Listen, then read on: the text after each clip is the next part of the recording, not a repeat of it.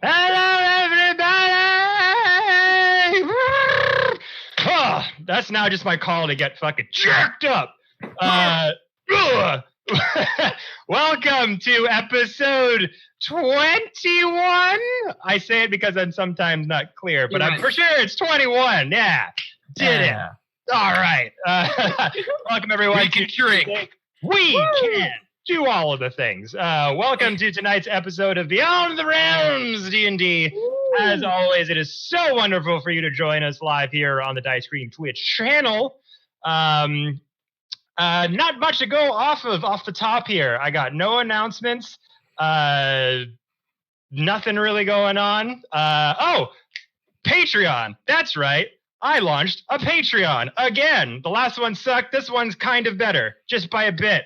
If anyone out there is interested in playing any D&D games with me as your DM, I just added. I got rid of the Patreon for a while just because I didn't have any time to really focus on it. But I've rebooted it and added a few tiers for D&D games. So there's around like 6 spots per game.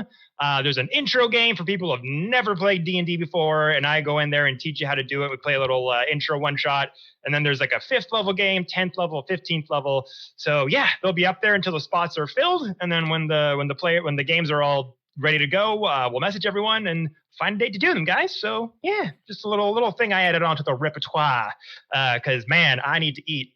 So. With all that out of the way, I don't think anyone else has got anything to say off the top. So I do have a thing. Actually. Oh, you do? Oh shit! My mistake, sir. I believe. Take it away. If our lovely Jody Rose has put it on the stream, I got a new piece of artwork commissioned this week. Snap-a-doodle! Beautiful Tarek. Yeah, you did. It literally got finished earlier today, so the timing could not have been better. It was amazing. Amazing person to work with. Their username is I need to find it now. Oh no, I should have been prepared for this. You should have. I should have been. It's okay because Jordy was also trying to figure out how he's putting this image on the screen. Fine. I love you, Jordy. Did you not tell him before this either? No, I did. No, I did several times. He's just trying to. He's just. It's there. It's on its way, guys. Trust the process, okay? There's some purple. It keeps like It's like I'm gonna downsize it, and then it goes away. It's up there. It goes away. We'll get there. Would you be able to describe it to us beforehand? Well, it is a beautiful piece of Tarek with both of his patrons in the background as shadowy figures standing over him, which I thought was very cool, very interesting. There we go. There it is. Look at that. I knew Tarek had a Patreon. Yeah, talk about he launched 2. He has 2 of them. Crazy. Oh, Bennett, it's so pretty. Oh, whoa! It's right? So pretty. What the hammer fuck? has girth. It's so good. That is really happy with it. So dope, dude. Whoa. That is awesome, so man. Who is the artist again? It is by Dalia Wilder, which you can find on DeviantArt, on Instagram. They have a Twitter as well. I will put that username in the chat for you all. That is bloody brilliant. Well, thank you. Literally got finished today. That is awesome, man. Yeah. So good. I am going to repost the shit out of that on Instagram. It is so good. It is super cool. I love it so much. Thank you very much, Denise, for working on this for me. We've been talking back and forth for like about a week and a half about this. It's been amazing working with a great artist. You guys should all go check her out. Makes amazing stuff. As we all like to say here on the Dicecream Twitch channel, wow, wow, wow. Wow, wow. Wow, wow, wow. Wow, wow, wow. Wow, wow, wow. Wow, wow, wow.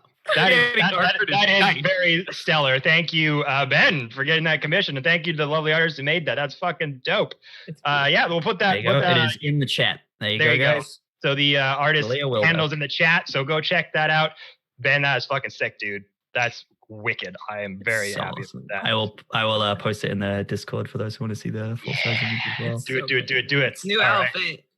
Yeah, new outfit, new dig. It's first artwork of the new New outfit, yeah. With the Asgardian flavor. Oh my god. New Tarek, new me. You know what they say.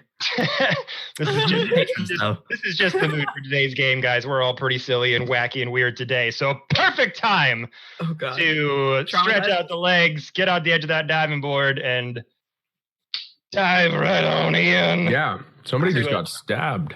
I heard trauma? No, I almost got stabbed. It was close. Let's figure out the fallout of said stabbing in tonight's session of Beyond the Realms. So, last we left off, the party having narrowly escaped a potential incident with the Lord's Alliance prison complex known as the Rebels' End, escaped their clutches just by a hair as they acted very, very quickly as some very harsh words were traded back and forth with the pirates, that control the Ravenous ship. We're doing some sort of trade deal with this outpost, and you kind of intervened. You were curious about what was going on. Fiend being Fiend had some strong words to say. Toon polymorphed one of the Tabaxi pirate members. It was a thing. Words were said. Pretty much guns were just held in like the Office meme at all points, being like, what do you do? What do you do?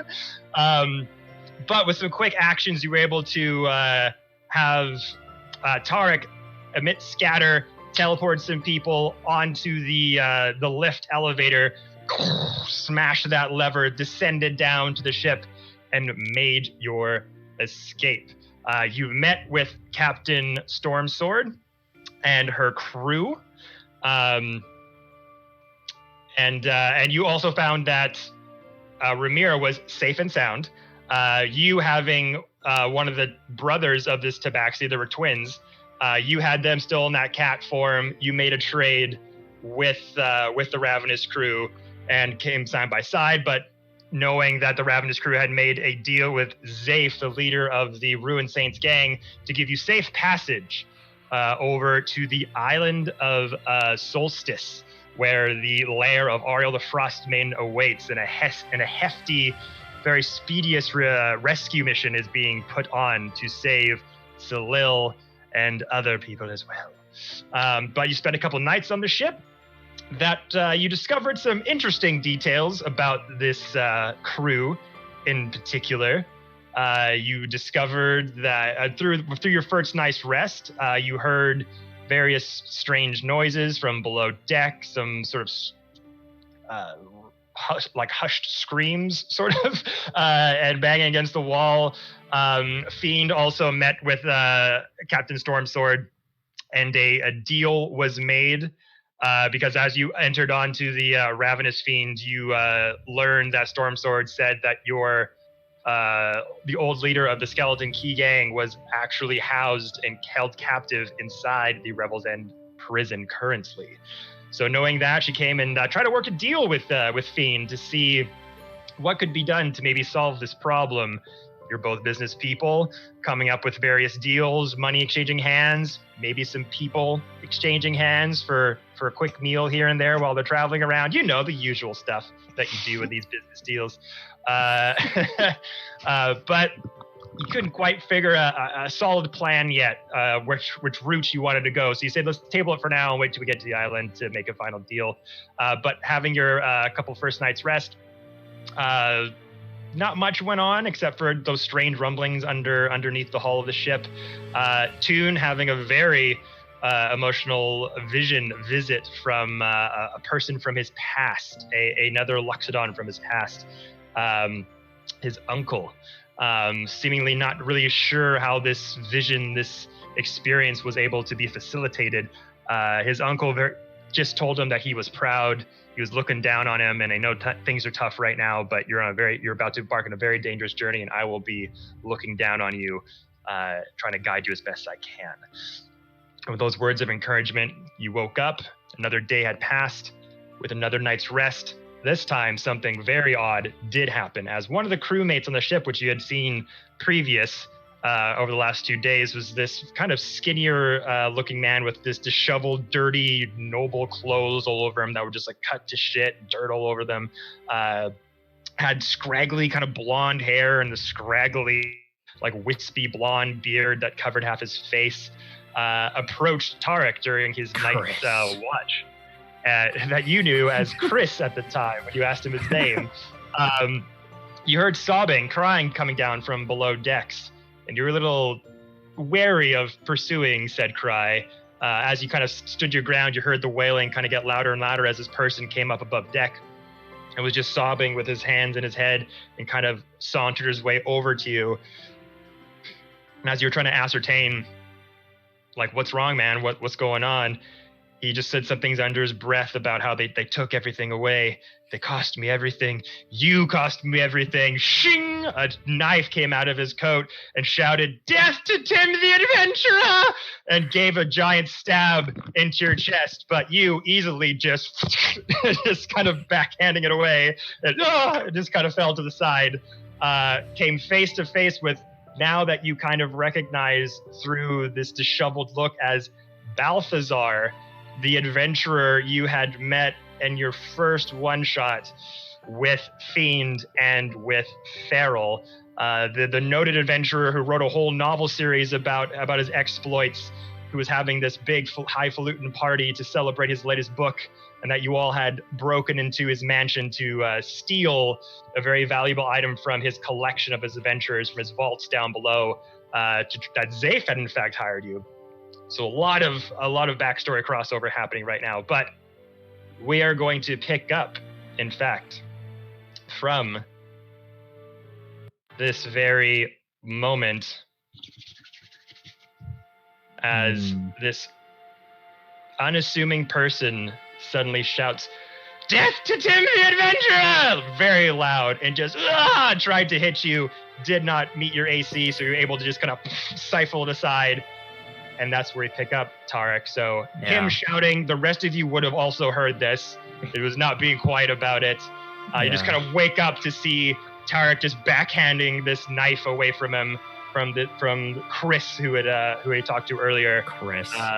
Tarek, what would you like to do? Just as he goes to like stab me, I'll just like kind of move to one side and just grab his arm and be like, "Who?" And then just have this moment of realization as to the only person it could possibly be calling him that. There are only two people that call him that: Balthazar and Feral. So do you want to actually attempt to grab him? Like, do you want to like hold on to him? Well, just or are you just batting away his hand? Yeah, I kind of just like holding his just hand off to just one side, and just that moment, just have that moment of realization, and just his face just turns to anger, just like, "Balthazar," and I'm just gonna I'm gonna try and just wind him and push him away, just bring a gauntleted knee just up into his stomach area, just trying to wind him and then just push him away. Okay, you want to just like do an unarmed strike? Yeah, effectively, yeah. All right, roll to hit him. That is a 19 plus 7 on the unarmed strike. You're gonna kill Chris on one hit. You strike his soul out of his back. You definitely hit him. Roll damage. It's just 3 damage. That's it. It's just 3 bludgeoning damage for me. So you just give him like sort of uppercut to the ribs? I just bring, like, as I'm like holding his arm that has the knife in it, I'll just bring like my opposite knee up just into his stomach, just to try and wind him and then just push him away from me. Try and so as you kind of deflect the blade away from you, you kind of knee him into the side, and you hear this crack from the rib that you broke as he just goes and just falls down to the ground. He's very frail, not a very strong frame, and even like the noble clothes he's wearing almost looks too heavy even for him to wear, from all of the winter damage and icicles that were hanging off of it before you guys arrived through Summerstar. But yeah, you knee him and he just and he's just wincing and holding his rib as he's on the floor. The rest of you, again, all hear this and perk up, what would you all like to do? As you see Tarek just knee Ben's just bully an old man. one of the crew members. He tried to stab me. Barrel's gonna wake up and look over to see Tarek literally fighting or beating one of the crewmates, and stand up. What is kind of looking over at this individual who's now keeled over in pain. Would they have heard him say death to Tim the Adventurer? So it'd be more like death to Tim the Adventurer. So it's kind of like the loud noise would wake everybody up. Who is Tim? Be kind of in the middle of it, but yeah, they would have heard Tim the Adventurer. It's big. He'll lean over. I was sleeping next to Toon. I feel like there's some kind of trunk thing happening. Who is Toon? Or who is Tim? Who is Toon? Who is Tim? I read Toon's name. So I would be springing up like to action, lumbering up on to my feet and seeing that non-threatening figure like recoiling from Tarek now that he's been struck. I assume that the whole crew is out to get us. So this isn't some suicidal mission from one guy, because why would he do that? Yeah, I have no context. So Toon is readying polymorph, like the spell to turn somebody into a stoat, and just looking around, waiting for like people to jump up over the rails or something. Okay. Oh no. So we got Toon kind of shutting up. What is ready, a stoat? ready in action. A stoat is a kind of weasel. Ah, good. Yes. Always at And the its fucking weasel. genus. I feel like you're going to tell me its genus and its species next. I love mustelids. The answer is yes. What is happening? I have an apple hangover. Well, it is killing me. Who's screaming? Was it you? What the hell are you doing in Icewind Dale? Just ignoring what they're saying, just looking down at him. He's like really badly hurt. He can What barely did you breathe. do to him? Why did you hit Chris?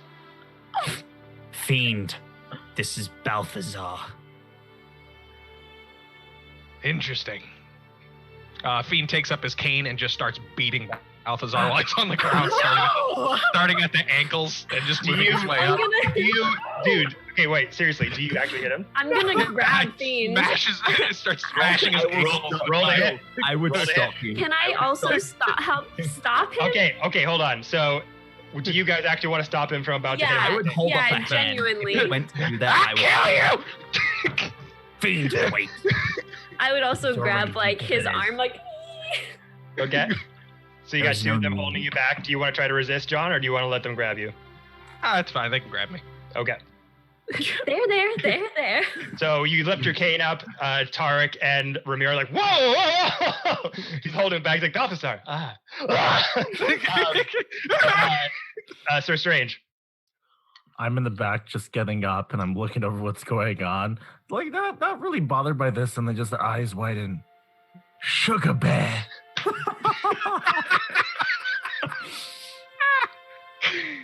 No? Oh, it's Chris. Chris is Sugar Bear? No. Are we doing this right now? So Strange is reaching for this. Are we doing this right now? Are we? Is this? No? No? Okay. There's just No. Oh, we like, or like. Strange. Heal him, please. Oh, okay. Sparrow just. I'm gonna. Also, I would like to watch him suffer a little more. I'm gonna go Why? ahead and Just- listen to Tarek, and I'm gonna. How many hit points does this guy have? You don't know. I did 3 damage to him, so. He did. Let's put it this way: he did 3 damage to him, and he's very badly hurt. So you can get a scope. Okay. I'm gonna lay on the awkwardly try and put my hands on him and do lay on hands. Just like I just woke up. I'm disorientated. I don't know if you're Sugar Bear or Chris or some crazy person that's tried to strike down Tarek. I'm starting to think you're all The third three. one. The third one. Okay. I think he's I'm gonna heal for 3. Okay. just get back with Tarek to cool. Just like You kind of smack him where Tarek had kneed him in the rib. And it's almost like you're giving him like oxygen, like he's able to breathe finally as the bone kind of sets back in. Don't worry. The pain just means you're alive. And he's just kind of catching his breath, and he looks up. It's all your fault. It's all your fault. Ben? You didn't answer my question. What are you doing in Icewind Dale? You're very far from Baldur's Gate. Been on the run ever since the Prince of Frost came in and destroyed everything I had. I was able. And he's just kind of still trying to catch his breath as he slowly is getting up and kind of getting up on one knee and trying to stand up on 2 feet. The gods were kind to me that day. Did not take explosion, whatever that was, did not take my life. I was able to gain cover by one of the party members. It took most of the fall and the debris. I was able to make my escape. But the damage was done once the Lord's Alliance got involved. I looked into my wares and into my travels. They discovered that I wasn't entirely truthful for who I said I was. They took everything. They took all my assets. They took all my money. It was only to take what I could in secret deposits around the Sword Coast. But if it wasn't for you visiting me that day, none of this would have happened. It sounds like if it wasn't for your duplicity and poor planning, none of that would have happened. You bear this malice towards Tarek. Your downfall was your own doing. My most prized possessions down in the vault were gone. Any chance I had to try to sell my way out of this or reconstitute my wealth, because you, and he just looks up and he points at Farrell and he points at Fiend, took everything. Just give me the cane. Give me the cane. Fine. There was no way I would be able to make my way back to Baldur's Gate. Whatever money I had left or whatever stashes I had only took me so far before the Lord's Alliance got onto me. They chased me out. And I've been living on scraps, paying pirates and mercenaries to keep them out of my radar until fortune finally smiled on me again. And I saw you on the ship. I knew I had to get my revenge. And he's just like so loopy and out of it. Like he's clearly malnourished and got kind of gaunt. Like there's bags under his eyes. His cheekbones are like super edged and sunken. He looks like he's been through some shit. I'm going to like lean into Fiend's pocket and pull a marshmallow out and just put it towards Balthazar and say to Fiend, I can see why they didn't want to eat this one yet. He's a little bit cuckoo. And she like this and quietly gives him the marshmallow. Here you go. My gimmick is diseased at this point. You give Balthazar the marshmallow. You go up to him and he tries to grab you. I polymorph him. Great. Oh, you better change that. That action was ready. So you want to polymorph him? Yeah. Oh, All God. right. Oh, God. Weaselton. So 14 con save or wisdom save, correct? It is a wisdom save. All right. And the Griffin DC really coming in clutch. I just like to polymorph people who try to threaten my friends. That's a very good piece It's of way to do it. It's a tune thing. It is true. This is the third time. It's a 19 that he's got to beat. Otherwise, he is an adorable. It was? Oh, I thought it was 14 because I rolled a 14 and I was going to be so happy. No, he rolled a 14. So as This soon spell as has no effect if he is already you go up to give him marshmallow, like, here you go. He goes, he goes and grab you, and June's like, Can I catch the weasel? I'm sorry. make a dexterity check. Well, I'm really good at those, so hang on. That is a crisp 9. Crisp 9. Yeah. So it just goes, it just like this swirl Fairy of snake. green and radiant energy just starts to swirl up, and this radiant sparkle takes over his body, and he goes, whoop. It's like a furry slinky. I wanted that critical fail. Yeah, I wanted the like accidental volleyball spike off the ship. Abda, wee.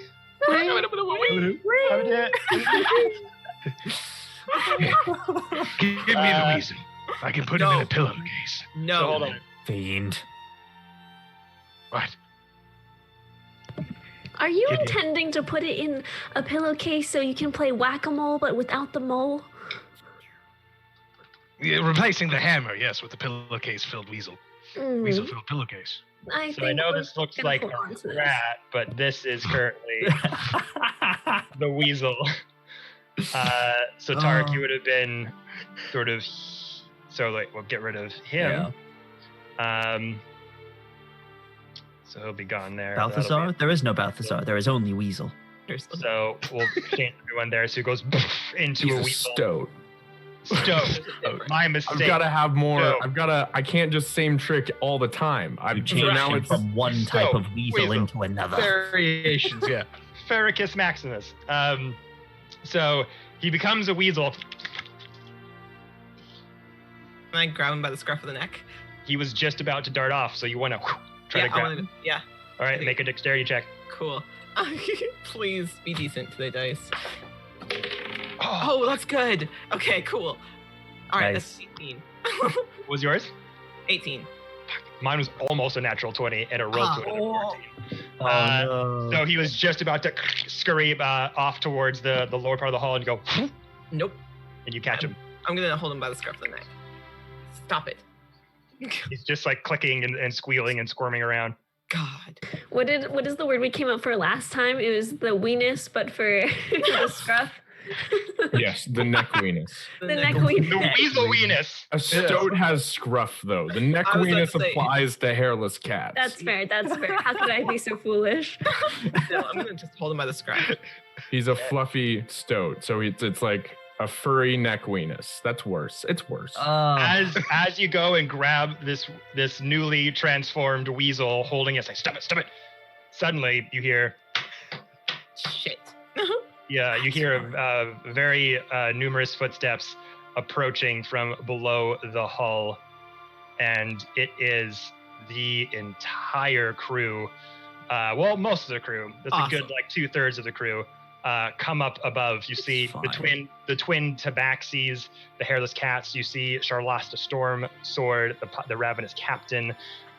You see that sort of white skinned shaman looking little kobold, and then you see that massive kind of red dragonborn all appear up as Charlasta kind of comes up, leads first as they all kind of back her up. She goes, "What the bloody hell is going on up here?"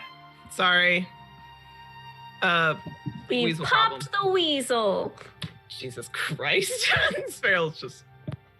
He popped the weasel. How the fuck does a weasel fucking live out here in Icewind Dale? What the fuck I'm are you just- talking about? I'm just kidding. We didn't pop any weasels.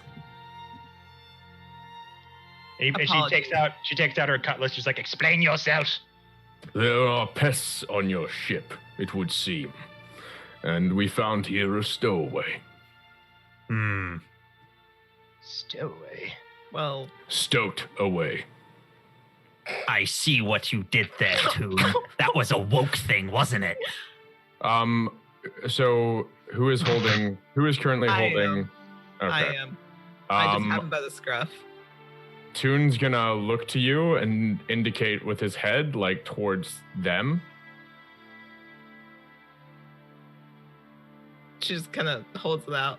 This is Okay. weasel freaking out. Just Well, I'm gonna stop the polymorph effect that's on him. Okay.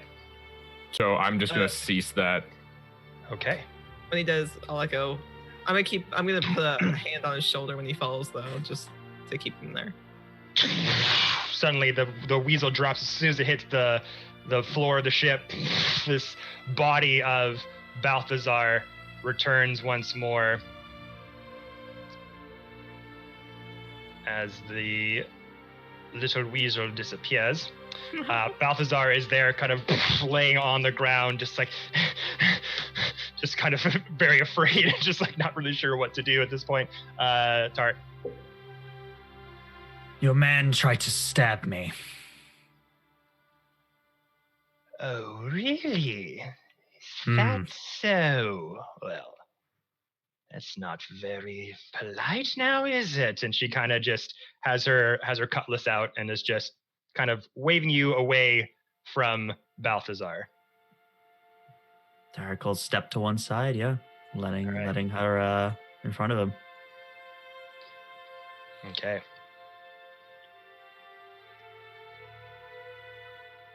She approaches Balthazar, takes out the cutlass, and just starts pointing it down to him. My good man, were you about to attack passengers that I granted a safe trip?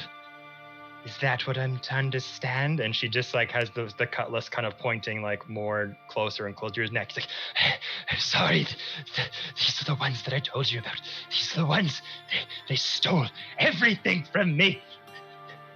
They have valuables, extremely high value weapons, armor, a black cube from the demonic hills itself. They have it. And Charlasta just pointing the sword and. You really To think be fair. To be fair. To be fair. Our real valuables are back in. Tarek, what's the heaven that we just came? Valhalla? What is Thorland. Odensburg. Asgard. Odensburg. Asgard. Yes. That is it. Most of our valuables are back I in. went to Odensburg and all I got was this. I went to Odensburg and I just got the shirt that says Asgard. Sorry, Jared. Go ahead, They're Jared. straight to the back having an actual crisis. Is it Asgard or Odensburg or Yeah. oh god? Oh wait. Asgard, okay, I see we're playing I got it, I can do that too. Okay, So cool. as you say that, like all of our wares are back in Asgard. Asgard, eh? Didn't think that place was real, but of all the things I've seen, it's not that surprising.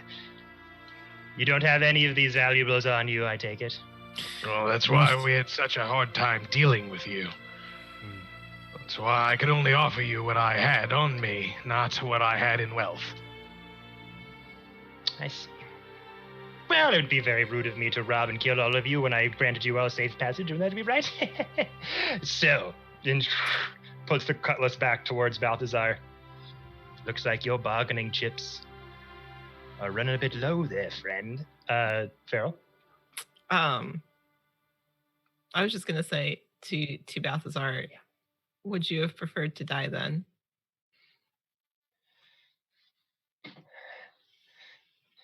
Death. And he's just like, you've kind of caught him in like kind of a quandary where he kind of like,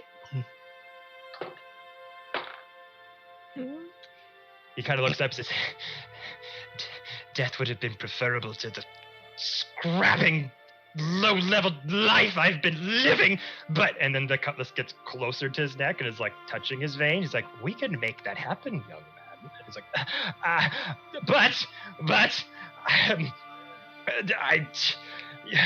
and he's kind of squirming and is not really sure what words he's going to come out next.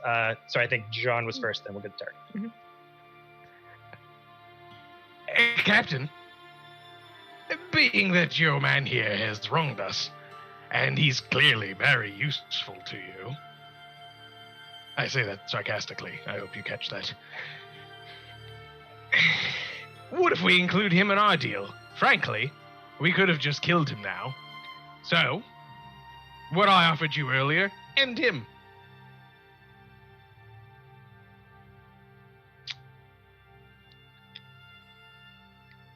You have no allegiance to this one? Kill him. Eat him. Don't care. Then a Just deal's maybe. then deal's a deal then? This soul Just give us maybe 2 hours to talk to him before you take him away. plus the money you agreed to? And what do you people say, Savvy? Let's make it official. Oh, A line in her palm through her glove that she's wearing, and puts a hand out to you, Fiend. Fiend, what kind of contract are you making on our behalf? As Fiend's walking towards her, like opening his hand. I'm he gonna says, snatch that hand, bro. No, It's it's for my father. I know what I said. They break him out along with their man, and I pay them what I earned at our gambling tables, and give them this man. I'm sorry, Kevin, did we agree on anything beyond the 11,000 gold? So originally you said 11,000 gold. You would give her the gauntlets, the warlock gauntlets that does the Eldritch Blast. Eldritch Blast with the very awful backfire option. And when the talk of like, how much do you like these people, and then maybe miss one or two, you're like, oh, but maybe we'll like talk about this. Right. Okay. And now Balthazar. And 2 of your wild magic fruits. Okay. And because she didn't believe they were magic, I was offering her Balthazar in their place. Oh, that's right. Yeah. So I explained that to you guys and say, we interrupted their attempt at springing their friend. And if they have confidence they can break their friend out, I have confidence that they can break my father out. I haven't let go yet. I don't see how you can promise another person's life when you don't own that thing. Or that person, for that matter. As far as I'm concerned, he forfeited his life to us the minute he tried to kill Derek. That is another issue entirely. So He what does his not captain belong- prefers to do with him is no longer my problem. And still not part of our bargain. Why can't I capitalize on this man's misfortune? It seems this man has had plenty of misfortune on his own. Yes. He is a bit of a worm. Well, that I'm not declining you, but this man should not have to pay our kind of toll. Griffin? Captain, what will you do with him? Sorry. Go ahead, Griffin. His life is forfeit in his assault against Tarek and our own folk. He has given that up. He is one who has stared too long at monetary things. The gleam of gold has poisoned his soul. He is a walking husk of a man. Nothing more. He is carrion. Let them feed upon him. I suppose I am not declining the fact that he might as well have been killed earlier or that he should be killed currently. I suppose that I mean that he should not be killed to pay our debts. His Because he- value is but meat. Should you think that about any of us? No. For there are spirits within you that can be redeemed, but in this one, I do not see that. I see a bunch of murderers on this deck. I do not think any who stand upon this deck are not murderers. And I look meaningfully at Ramira and the rest of us.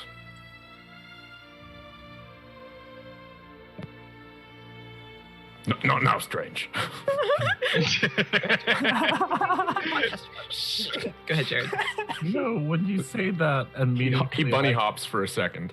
like we're not murderers, her Strange's eyes look down. Oh. Farrell also looks away. I think it's rather lofty for us to be using another man and his flesh as our bidding token because we don't want to lose something of our own personal worth. He means nothing to us, and so he doesn't have any kind of bargaining chip for us. He is already misfortunate, and no one should have to give up their actual body in this case unless we are the ones paying for it. If I do the crime, I should pay for it with my own body. Fiend, she looks back at him, knows this more than anyone else, and yet we stopped him. I do believe that if you feel this strongly about it, there's no point in creating a rift between us. I'm sure the captain and I can find different arrangements at a later date. Find a way to indebt him to you and then sell him off. Captain, may I have him? Just before that, Tarek. No, continue. Sorry. Continue with Okay. that. Sorry, John, say it again. Captain, may I have him? And we will come up with a different replacement, maybe of Ware of Mine, when I return to Asgard. Have him? Yes, conscript him into my service. Our service.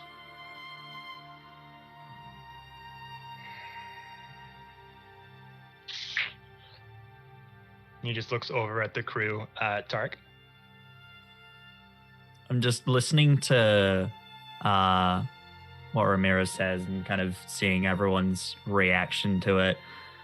The kind of anger that Tarek is feeling starts to subside a little as he thinks about just everything that we did to this guy and everything he suffered. The fact that despite the fact that he is completely at his lowest right now, despite everything, he's still alive, and he still had the balls to attack me. Maybe he's not so worthless. And I'll kind of tap the captain on the shoulder for a moment and just kind of gesture to ask if I can step closer to him. Kind of. Her, sorry. Yes. Yes. I wish to speak directly to him face to face, if you wouldn't mind.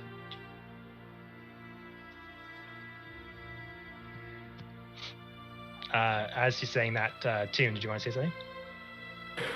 Toon turns meaningfully to Ramira, like taken aback, sort of aghast. Like, you would claim other ownership of him before selling him off. Do you not see? It is so much worse. They would but use him for his body. As we are all born, too must we die and return to Earth. Let his last impact on this world be giving himself to these creatures. Do not claim ownership of his soul and his freedom and then give all of that up. That is too much. At least there is ceremony in that where you are just offering him up as if you already own him. You might as well make it official. As that said, Tarek, walking up to Yeah, I'll kind of Balthazar.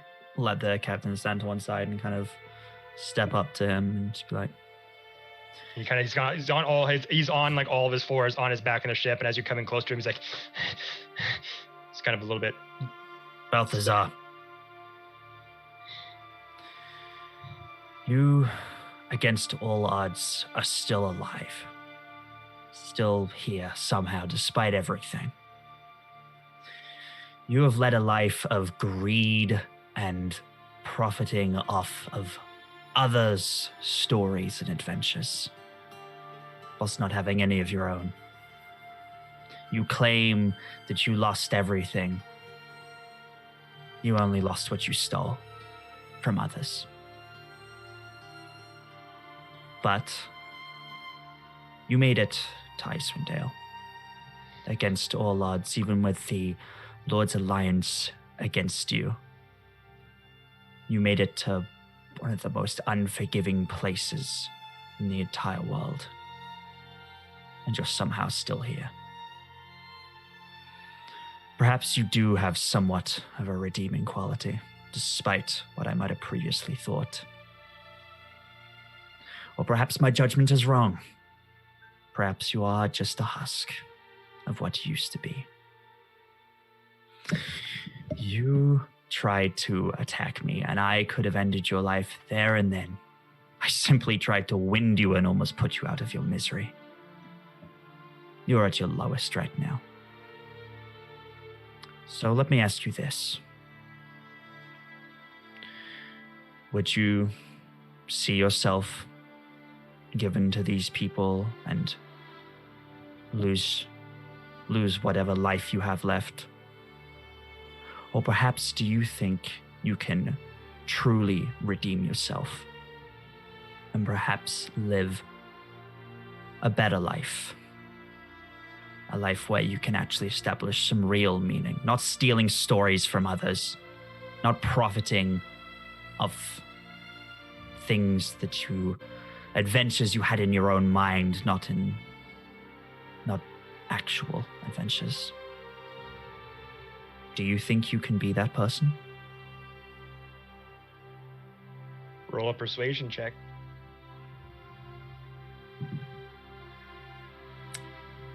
Persuasion. I think I'm good at that. I hope I'm good at that. Oh, that's a 19, 14 plus 5. Me all the time in real life. I think I'm probably okay at this. I'm probably okay with that. Yeah.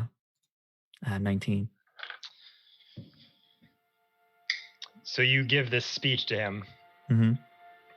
He looks over to you, and your party members were all sort of looking at this in very different perspectives.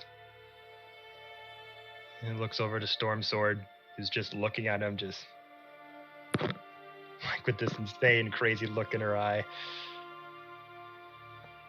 And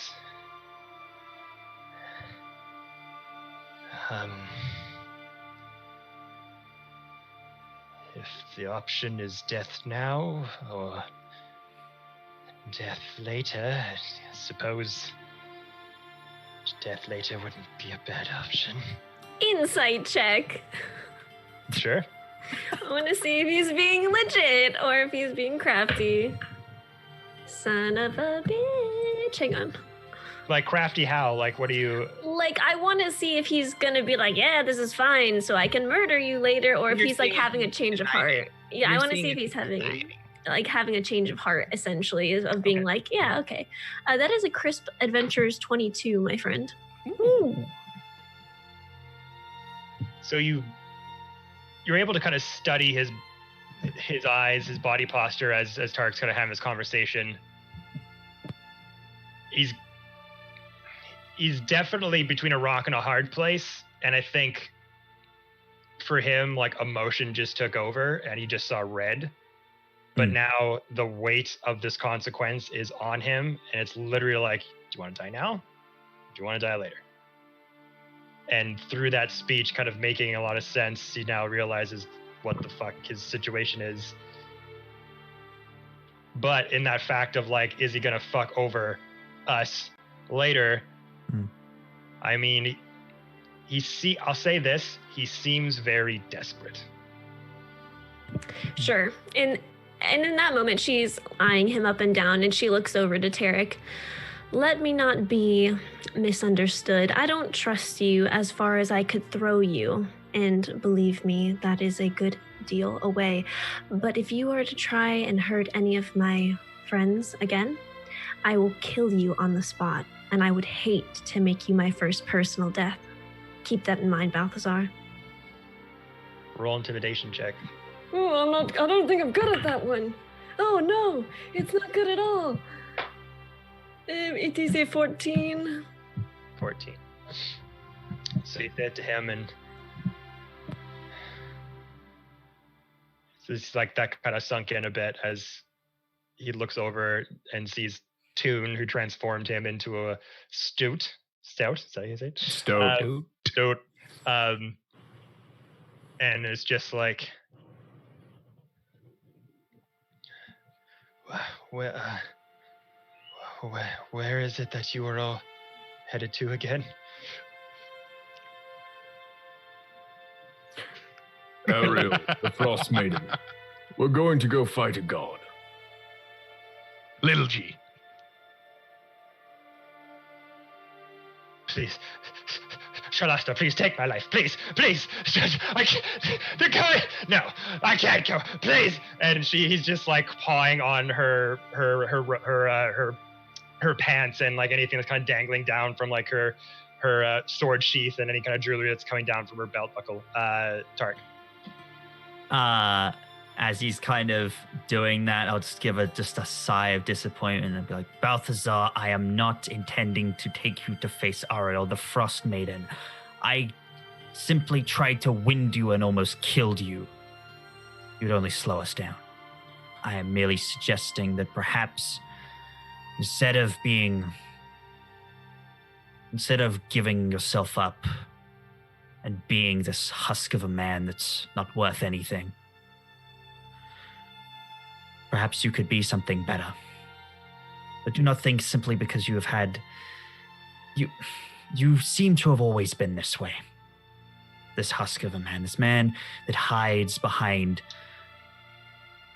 money and fame as if that makes you better than others. We are judged based on our actions and the good and the evil we do in this world. Measuring yourself in your wealth and your fame means nothing. I think you misunderstand what I was trying to ask you earlier. That is the life you have led up until now. And now that that illusion has been ripped away, everyone can see you for what you truly are. So I ask you this. Do you want to die as this husk of a man who is worth nothing to this world? Or do you want to earn your place? Be better. Grow into a true warrior, perhaps. I think a warrior might be a bit too extensive for this man. Maybe a genuine Something. person. Just a person. Just... Sorry, Farrell. No, I'll let Jared go first. As you guys are talking, like, with the warrior stuff, I believe in Sugar Bear. Okay. Sugar Bear is small, remember? We said very, very small. Goblin, Oh, what tiny. I see is a small man. No difference. You got me there. Holds pickles judgingly. Holds pickles and judging. Sorry, Farrell. Farrell's gonna reach into her bag and pull out the vial of poison that she's kept and put it on the ground in front of Balthazar and say, or you can do it yourself. Make my job easy. Farrell.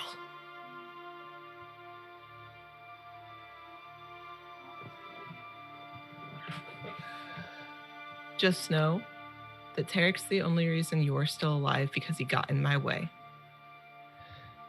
And then she'll step back and she'll leave it there. He goes over and grabs it.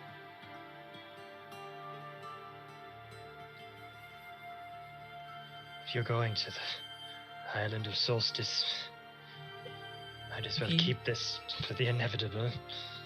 And he puts it in his pocket. Make it your choice.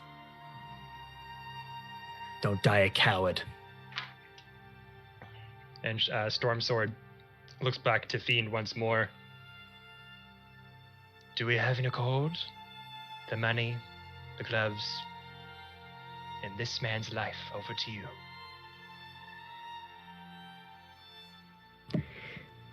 Ramir's gonna let go of your hand and take a step back. And you spring my father. Correct.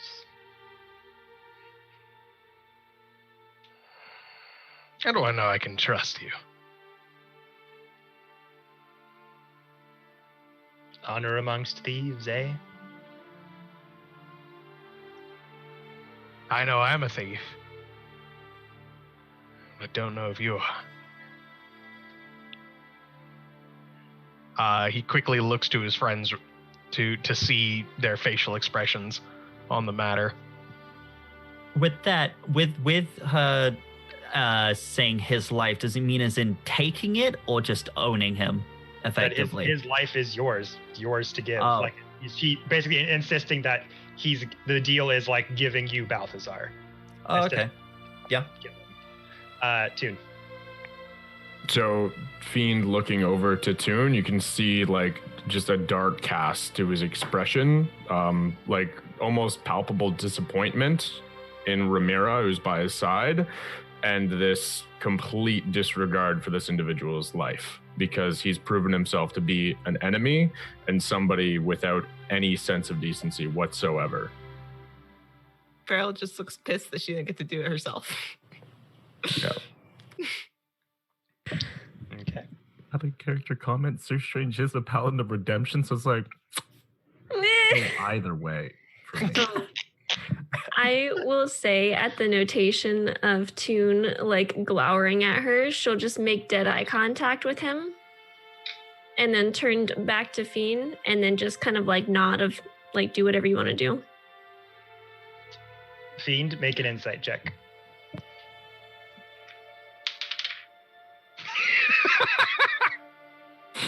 Do I have a plus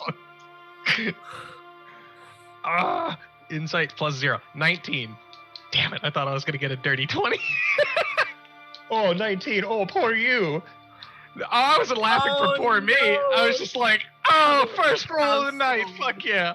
God damn it, John. Sorry. Has her hand extended out. She's kind of licking those incisors again on each side of her mouth. And you just see between, like, on the edge, because she's wearing that sort of black leather mask that covers her eyes, you see this slight twitch in her eye. Very, very quick. Seems odd for someone who's so calm and collected all the time in these situations. Fiend pulls his hand back. How far are we, Kevin, now that we're on the boat 2 nights, it was supposed to be a 2-day trip. How many hours away from the island are we? From what she suggested the time would be, you're getting very close. But you just were woken up with this attack, so you haven't had time to talk to any of the crew of like how far exactly are we. You're just still kind of like submerged in this magical fog and icebergs that are kind of surrounding you all. There hasn't really been a chance for their navigation person to really come up and tell you like exactly where they are, how far you are from the island. We'll talk about this when I leave your ship. No sense in waking up in the middle of the night and making hasty decisions. As I said, I needed a couple hours with Balthazar to begin with. Questions and such. After that, we'll decide. Fair enough. Take him as a parting gift, as a show of good faith, as it were. Thank you. He looks down at him. Give me a reason. And then starts to turn around back down to the hull of the ship with the tabaxis again kind of keeping watch at the top. I turn around and look at my crew, if you will. If they could truly break out my father, I would like to make that deal, but their cover's already blown at the prison. I grab Fiend's sleeve like I usually do. If it's your father that you want to go get, I will go with you in a heartbeat. You just have to decide whether we're going to go kill Reynard the Fox first or go pick up your dad. Farrell's like slumps. I forgot about Come that. on, it'll be so much fun after we're done finding a friend. I hoped he'd forgotten about that. Oh, he'll never forget. Go ahead, I know. Jared? Is Chris still there? She left him to you, as Fiend said that he wanted to question Balthazar for a bit. Sir Strange is gonna step forward and just be near Chris. 1 foot step forward, as if they're meaning to strike, but they're not doing anything. They're just staring him down.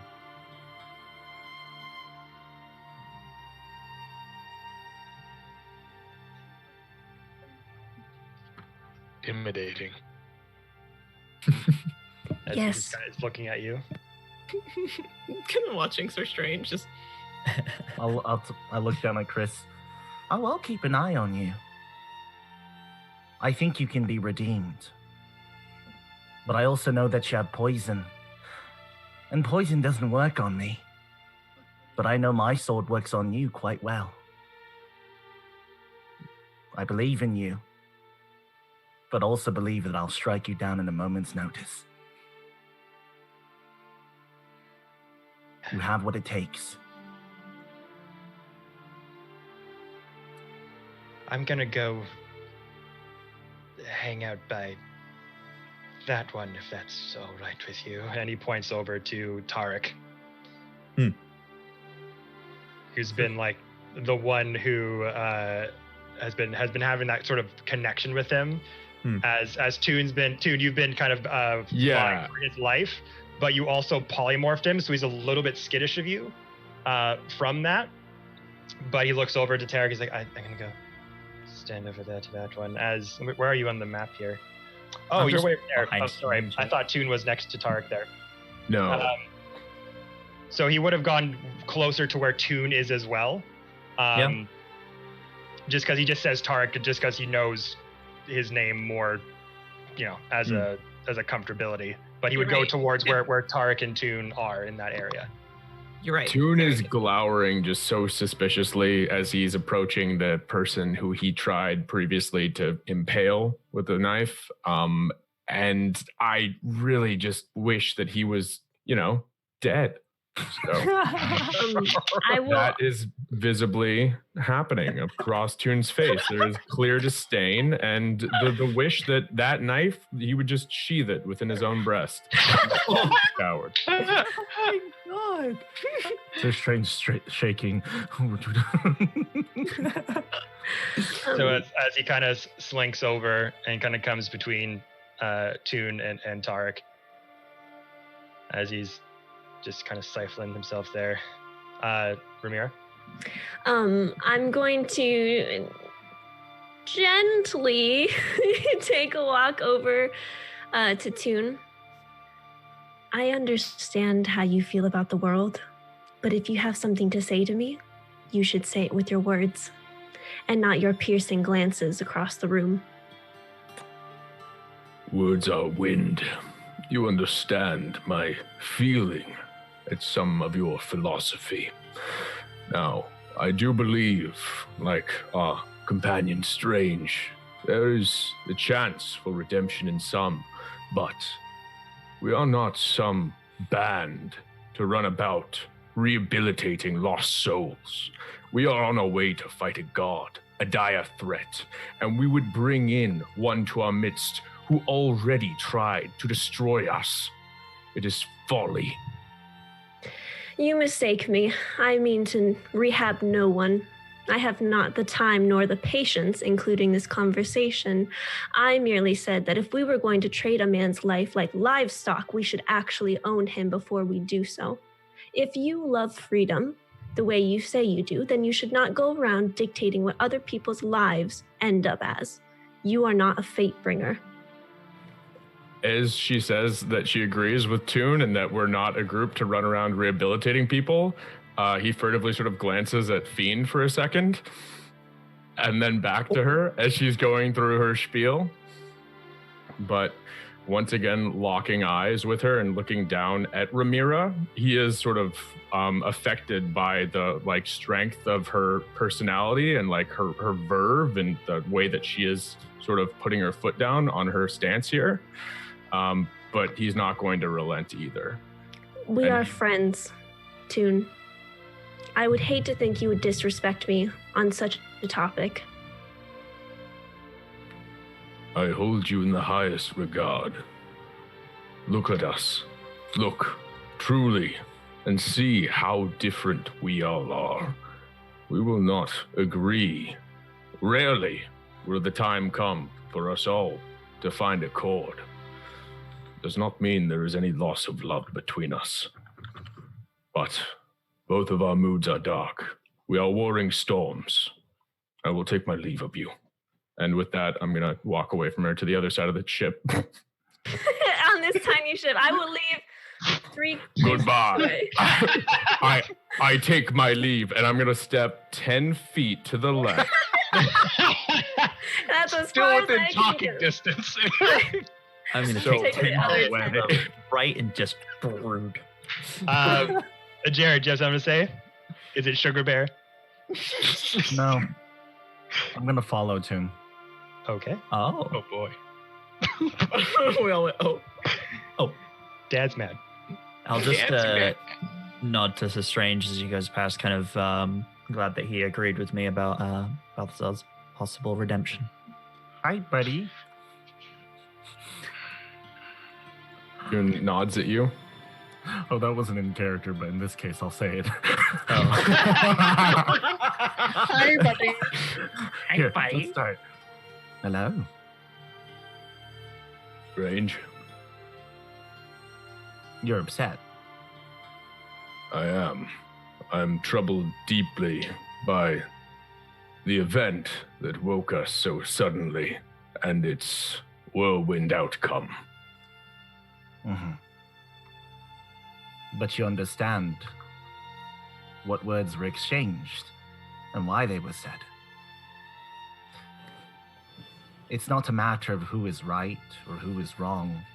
There just needs to be an understanding. Just like right now, I want to try and understand you. And I you. So, since you asked first, I am one who was born and raised on the edge of the wild. There, life is harsh.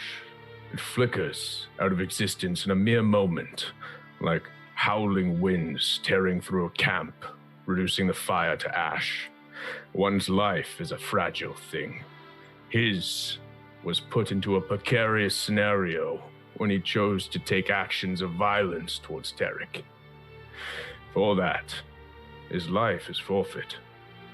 I see it that way, for we are as a storm right now, trailing across this sea to do fell deeds in the face of a goddess. But we would stop that storm so suddenly, so still, to take him gently in our wake. It is not of the natural world, and so it is not my way. But I understand you have a desire to redeem his soul. That is noble. And when there is time for nobility, time for harmony and peace, I embrace those moments. I cherish them truly, like the warm feeling of the sun on my face. But look to the sky. It is night, and even if it were not, the sun is blocked out by dark magic, by an everlasting winter. We have larger tasks before us than this one. And he stares disdainfully at Balthazar. So, pray tell, Strange, how will you keep him safe? How will you foster some good within his soul that seems so addled and sickened by greed and malice? Before I answer, now that you let these feelings out, how do you feel? I feel as myself. I always do. 'Tis a strange thing that. And though my mood changes, tempestuous at times, I am me and quite sure of that, Strange.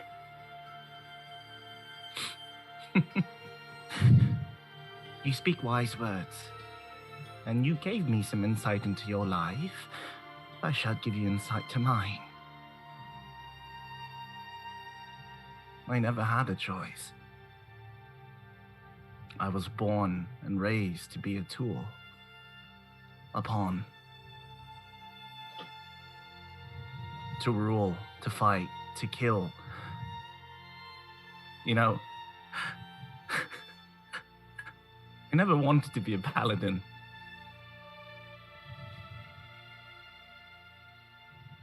I wanted to be a gardener.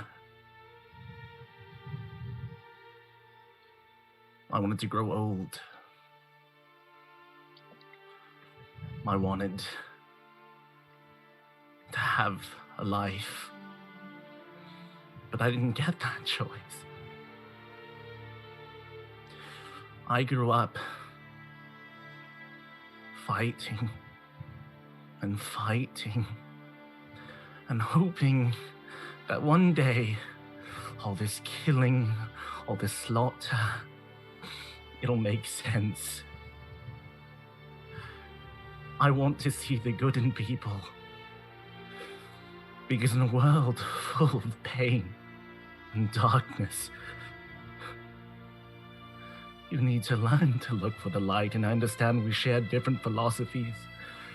The only reason why I'm here with any of you now is because I've lost so much. And I will fight. And I will continue to see the good in people. Sir Strange removes the gems that are covered in blood. I will fight, but not with a sword, but with my heart. And if I am wrong, and if I am to die, then I will die knowing that I stayed true to myself.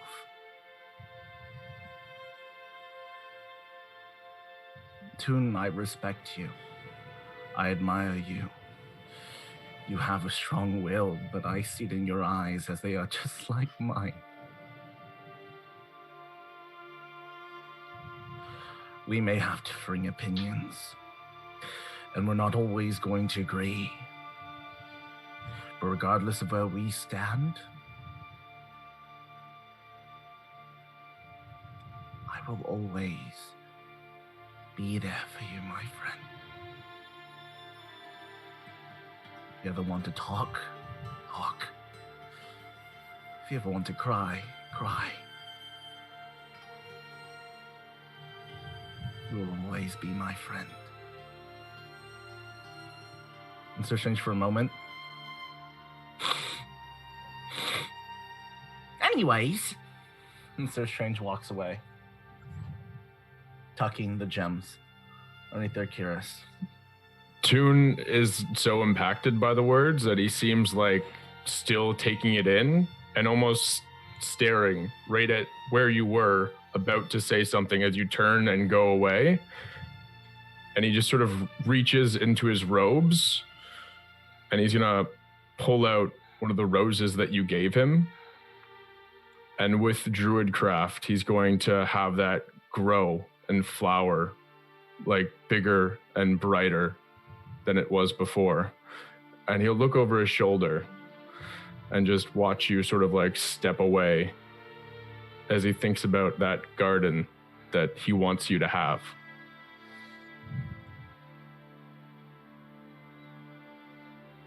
Okay. So as Toon and Sir Strange are having this conversation over to the right, Mr. Fiend, I believe you had some questions you wanted to ask Balthazar. I walk over to where Tarek and Balthazar are. Mm-hmm. Tarek. Admittedly, is a backhanded compliment with no intent of the back part of my hand. For the first time, I truly see you as a leader. Really? The way you carried yourself just now. Admittedly, back at Wagon's community, I attempted to push more responsibility to you because, frankly, I just didn't want it. Raises an eyebrow at that. But I'm proud to say I believe in you.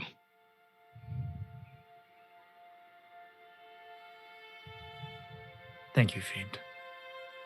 Yes. That is much appreciated. Also, if I'm being truthful, I didn't really have any questions for him. I figured you did. Yes, I do. Good. We have He's a lot all of yours. talking to do. Also, Balthazar, go stand over there. Just look out at the sea for a little while. I got him. Trail just grabs drags him away. Just walks up behind him. He's just kind of like still disheveled from the experience, and he's just like, go talk over there. He's like, he's like, I got him. But she's the scary woman who gave me the poison. So the two of you go over here. Yeah. Okay. And then you're with Tarek over there. Yeah. Yeah. Okay. Poor time to bring this up, but how do you intend to have Heimdall bring Balthazar off of the island of the small G? Well, I hadn't thought about that, but honestly, he may have killed himself by then. We don't know. I'm hoping that perhaps he will see that he can be redeemed, but Farrell has given him that out. Fair enough. Seems only fair. It is definitely a worry about it later kind of problem. I think we have so many things to worry about at the moment. Yes, it is a bridge that we will cross when we come to it. No pun intended. Fair See enough. that? I did a woke thing. You did too. Getting I'm better. very proud of I'm just more proud of you every minute I'm on this ship. And I can't tell if it's because of the amount of... Well, never mind. That's more of a cannibal thing. Right. I can't seem to get my bearings straight. It's dealing with thieves and cutthroats and murders. I could do this all day. But just throw in that one other C word and... Cannibal. Ah, The way you all are looking at me. Another C word. I don't know. I'm all disheveled. I can't bring myself to shake on a deal. I'm a little shook, if it were. Well, A werewolf eats a person, whatever. But a person eats a person. Eh. Fiend, I know you are concerned for your father. That's it, yes. Very much so. I don't know how we can get him free, but perhaps the fates will align and there will be a way that we will be able to spring him without causing further issue with... Eric, this is not going to be a walk into this prison and break out my father mission.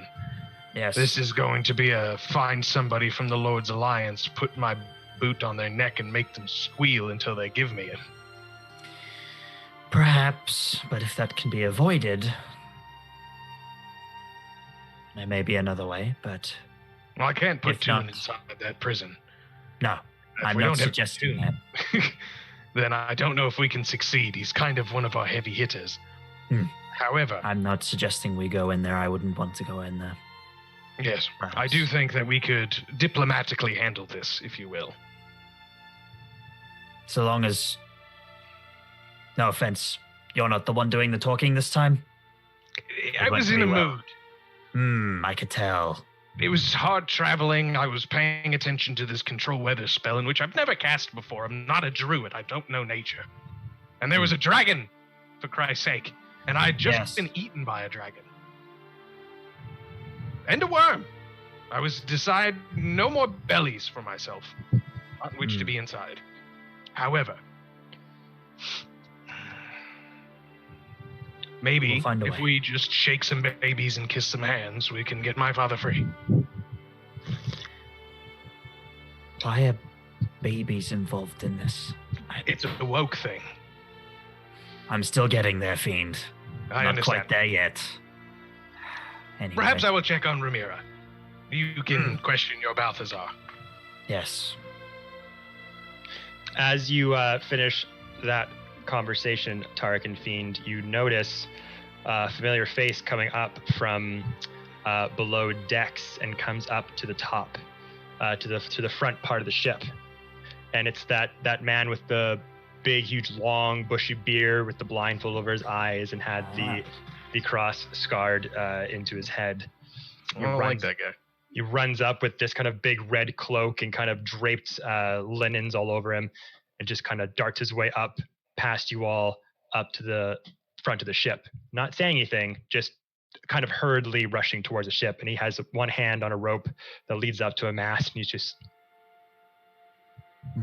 Well, perhaps you should go and see what that's about. How can he see? I don't think he can. I think he is using his other senses, Fiend.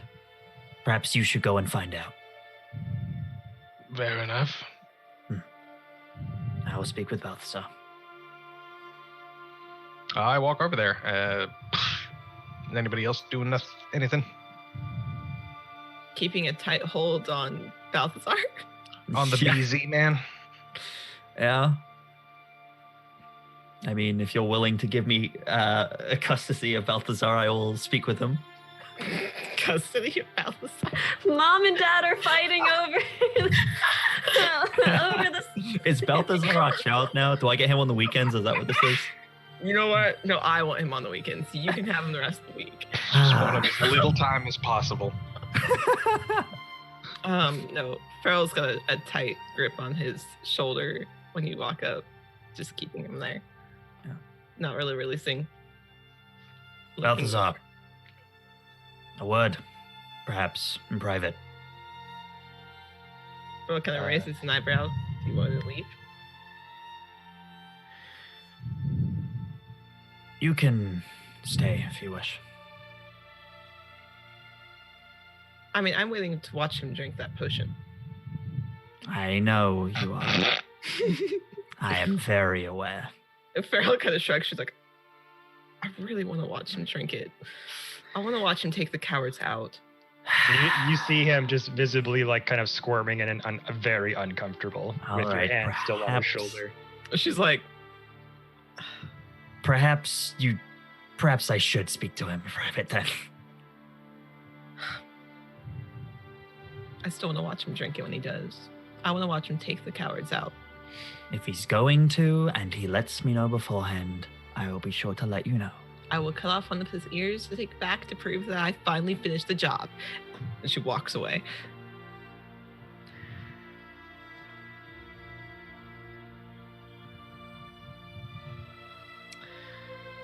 So, don't look at me like that. Looks like my life is yours now. Get Not to own quite. me like you owned all of my treasures, it looks like. Oh, for goodness sake, Balthazar. Look at you. You can be better than this. Because if you couldn't be better than this, you would have drunk Farrell's potion already and you would be dead. Is that what you want?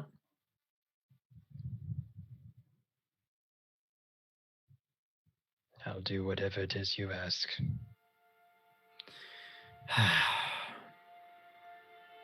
Listen.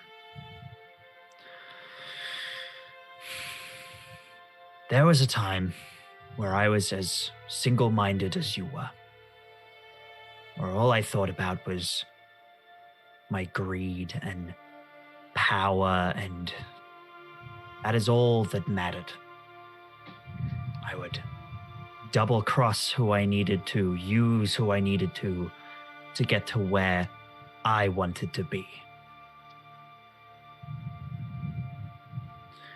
And when we last met, that's the person that I was. However, surprisingly, the events that took place in the vaults underneath your manor were what changed me.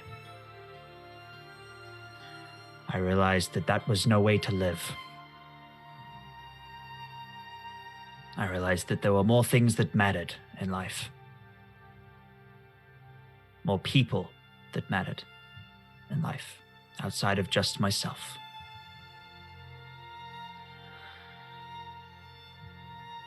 I'm sure you can come to the same realization that I did. I believed it for many years, that I was the only one that was important, and that I was all that mattered. The same way that you think that.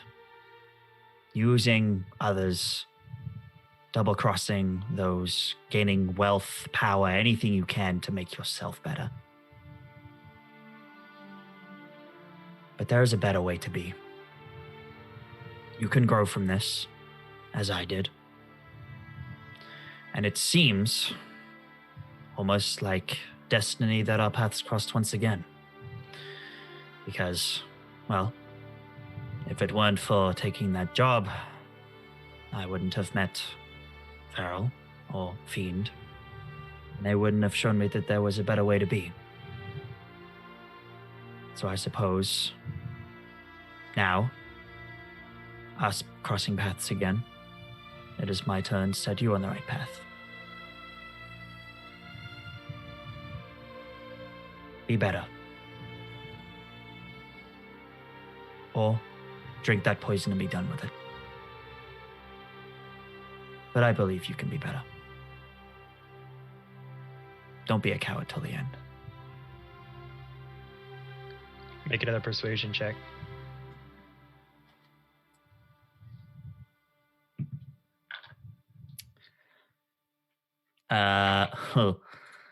That is a 13 plus 5. So maths. Okay. 17. So you saying this, he's just kind of solemn and quiet. Mhm. Your presence is kind of intimidating to him now that he knows like all of your friends are watching him. Half of them want to kill him. Half of them. Oh yeah, yeah. So he's listening to you. You see him just kind of staring off introspectively and just kind of staring off down the ground, like biting his bottom lip and just like not really sure how to react. But you can tell that he's taking in what you're saying. Someone gave me a choice once, and now I'm giving you a choice. You should take it. Just Okay. some advice from.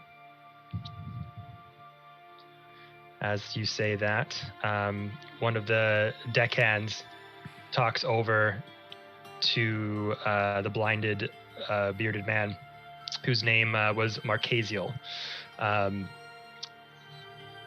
Gestures something to the deckhand as the deckhand goes down and grabs the captain, Stormsword, and is now accompanying him on the top of the ship, talking to each other, pointing things out. With Fiend, did you want to talk to Ramira next? Was that, or were you good? Yeah, as I was like walking up to the blinded man, because I saw him like freaking out and whatnot. And Tarek's like, "You can go talk to that guy." I'd probably like go, "Ramira, we might have a problem," and begin like scurrying up the staircase towards the blind dude. She reluctantly walks along. As you kind of go over, you say that to Ramira, like, "Ramira, we might have a problem." The Marchaziel looks and goes, "Shh." Sorry. No, you're that Mr. Fiend just. That was a little annoying. I did that. I didn't realize I had the mic really close to my mouth. Yeah, you see him. And the Marchaziel looks over, is like, "You want to get us all killed? Be quiet. I'm gonna get all of you." And he looks off, and you can hear it, since you're like pretty much right next to him. You can hear him kind of talking to Charlosta in a hushed voice. "We're close now. Look, below the waves, the graveyard. It is upon us." And she kind of, after hearing that, kind of instinctively just like kind of looks over to the side and is just looking down.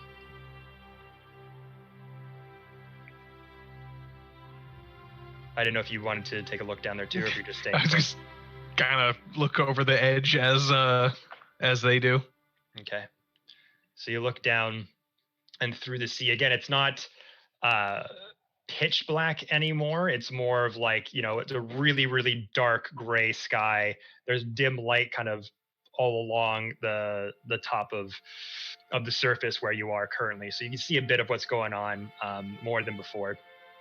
And as you look kind of deep down near the waves past floating icebergs, you can make out faint sections of shipwrecks, like way down deep. You see like sort of broken off pieces of hull really far down, mast lines kind of a little bit further up on different sort of rocky terrain underneath. As you look down even further, you see broken chunks of what look like castles, different sort of battlements of towers and walls and doors, all just like very long gone and just disoriented kind of all along the bottom floor that you're floating on. That's just not all of my irrational fears in one place. And, are you visibly kind of making a face like, what the fuck is that? Oh yeah, thalassophobia to begin. Oh yeah, all the way. Okay. Fear of the So- depths. Storm Charlasta kind of looks over and notices your kind of reaction. She's like, I take it this is the first time you're seeing the ruins of Astoria. They avoid boats, if I'm to be honest. It was a great bygone empire of giants, long since bereft of anyone living inside since Ariel took up the mantle. All that leaves behind, that and Grimscale, of course. And she's kind I've of met looking, giants. and she's kind of looking up and looking around as the fog around you is still somewhat billowing. Then all of a sudden, you start to see something, Fiend. Oh no. Don't say Kraken. Not Kraken. Don't give him ideas. Don't give him ideas.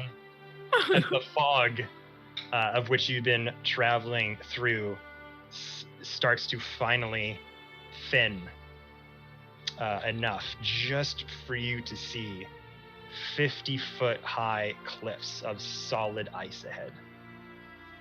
Jutting out of the water off the coast are the bare, weather-beaten masts of sunken ships that you can kind of sort of see closer to you now that have broken kind of out of the water. And ahead you can make out what appears to be a partially shattered dock carved out of ice. And as this ship is kind of sailing kind of closer and closer, seemingly becomes pretty obvious that this dock was made for giants.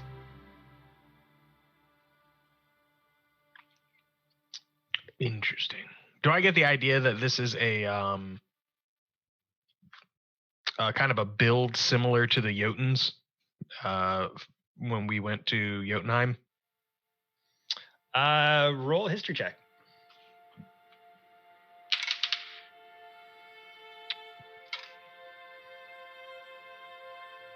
That is a 20, dirty 20. 19 plus 1. Dirty 20.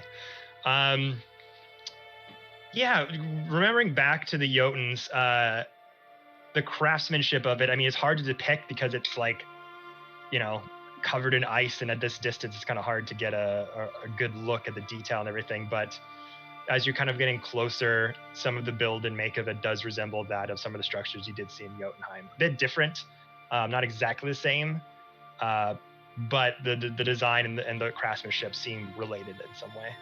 Okay. I take a note of that. But as the ship is getting closer to this giant rock, you start to see sort of one of the points of the island of Solstice. As the fog has thinned out a bit now, you can kind of see this parts of this massive icy island with sort of jettisoned points kind of coming out from one end where the dock is, and you see a few other points coming down sort of in a half semicircle from where you are as the fog kind of blurs and blocks the vision from going past and farther. But you can see kind of, you know, sunken ships kind of where you are, and then overhead kind of jutting points out of the fog kind of covering the island of Solstice. You see another far off shipwreck off to your right, and then you see another shipwreck kind of off to your left, and then at another point and another point. The whole sort of the revolving area of this island just seems to be just ships that have been like it's hard to determine their demise, whether they were attacked or whether they hit an iceberg or whatever. Just there's a graveyard of ships kind of circling around this island, making, obviously, because travel to here is very fucking hard. But you're starting to get closer to that giant dock. Charlasta looks at you and says, "Well, mate, this looks like this is your stop. Gather your crew. We gotta make this quick." As she darts back down below the hull to prepare. I kind of give the signal to like wrap everything up. Let's go. We gotta pack shit. Okay. This is gonna tuck and roll out of the car while it's still moving, kind of deal. Yeah. I'm gonna look over to Tarek. Are you grabbing him and just eating him, or? So quick DM question. Are we getting a return trip from these guys, or are we getting out of here ourselves? We got eagles, baby. Tolkien style. Now don't let either. I guess we do need to take him with us then. So yeah, cool. the deal was to take you there. Not to take. Cool. Yeah. I mean, I'm kind of just. He'll be coming with us, even if he doesn't fight. He didn't drink it yet. Not yet. Okay. I feel like Farrell's watching a live stream of like animals, where you're waiting for them. I feel like Sparrow's watching the Super Bowl. Drink it! What do you mean, pork hole? What do you mean you drink it? Tarek does give a slight smile when she just with her like, damn it, just finding it a little funny. Yeah. All right, Toon. Yeah, so Toon doesn't have any real belongings or possessions, but he does walk over to Sir Strange and sort of hold out that now fully blossomed rose that he'd been holding before, and he's going to hand it to them and then place his arm on their shoulder, and there will be a time for gardens and green fields. Once we are through these trials, and we've waded through the fields of blood, I hope to see you there. And if you require instruction on how to make things grow, I can be some use there. And then I'm going to just prepare to disembark the ship. Okay. So as everyone is kind of getting their things, gathering up, getting ready to leave the ship, Charlasta comes back out to Fiend and walks over to you,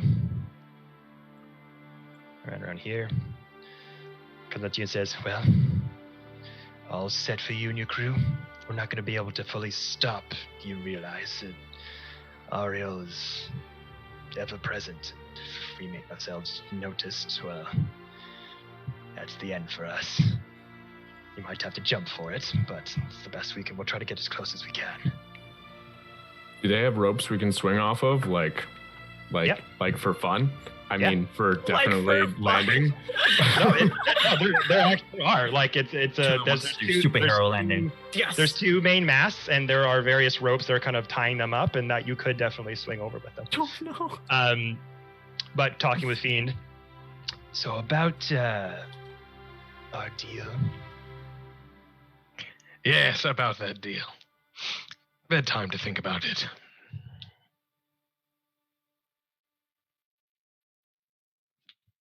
How could I allow somebody else to break my own father out of prison for me? It just seems lazy, doesn't it?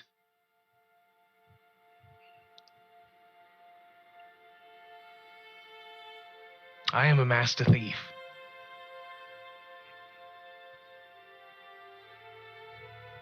If that's the way you want to take it.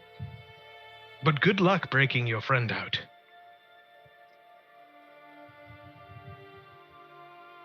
It won't be me that needs the luck, friend. Why need luck when you have all this power?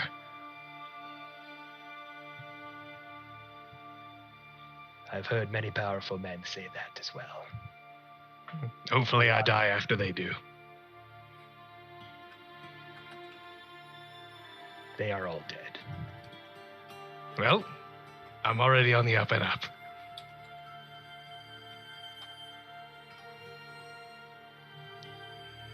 Okay. Thank you for the ride. I pray we never cross paths again, but you know how it is. Knowing how this life likes to throw curveballs as it does, I have a feeling we'll probably see each other again soon. Oh well. All right. Turns around. And is... All right, so we're going to get you all up to the side of the ship. And so this is going to be an athletics check for you all, seemingly kind of, there's one kind of rope kind of hanging down that's loose. So you'll all have to kind of use it one at a time as the ship is kind of passing by this massive ice dock as it's going through. Jared, please roll high. That's all I pray for.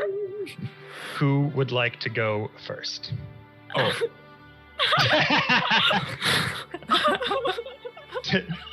Sir Strange, do you want to hold Toon as he goes through? Yes. Please. I'm Please. willing to do. Yeah, that kind of works. Can we go together? Okay. As one of the tabaxis comes down to you, and Toon kind of goes down to untie one of the mast ropes, gives it to you. Good luck, friends. It's like a romancing the stone moment. Toon's gonna like wrap the rope around his forearm and bring Strange in really close. How big? So Toon is tall. So We're just gonna break this whole mast. There's a lot of weight happening. I like to Yeah, think you're gonna be rolling this at disadvantage if you're holding on to it. That's why I'm casting Bear's Strength. Hey, The advantage on my strength. There you go. Roll. So is that just flat? Now it's just a straight roll? It'll be a straight roll. Perfect. All right, so that's a second level spell done. So as the Ravenous is just slowly kind of come to sort of a good way to describe kind of the edges of this island are kind of like points on a ninja star. So there's like kind of parts of the island that are coming, jutting out from the main part. So the boat is kind of like trying to do a quarter, sort of a half semicircle sort of turn close to the island, and then it's kind of turning out and going to go away from it. So this is it starting to come up and turn. So go and make your roll, Toon. Hang on tight, spider monkey. I choose to drown. Okay, I rolled a 14, and then that is going to be plus my athletics, which is plus 6 for a 20. Dirty 20, baby. All right. You see this massive, huge Luxodon woolly mammoth go to the edge of the hall with this rope, kind of wraps it around his massive arm, puts Sir Strange in close, and then just darts through all of the repelling snow and like a slight breeze going through and lands on the massive ice dock. As like parts of the dock kind of bob up and down in the icy cold water. But you look down, nothing's cracking. You seem to be carrying your own. Wonderful. Toss it back. All right. Who's going next? Not me. I'll go. As Farrell steps up, Tarek's just gonna stand next to her and be like, Actually, one thing I didn't ask, Toon, do you have the Summer Star? I do. Yes. I tuned it the last time we were playing. "Tune." Okay. So just got to put that on you then, the 30 feet radius. It burns.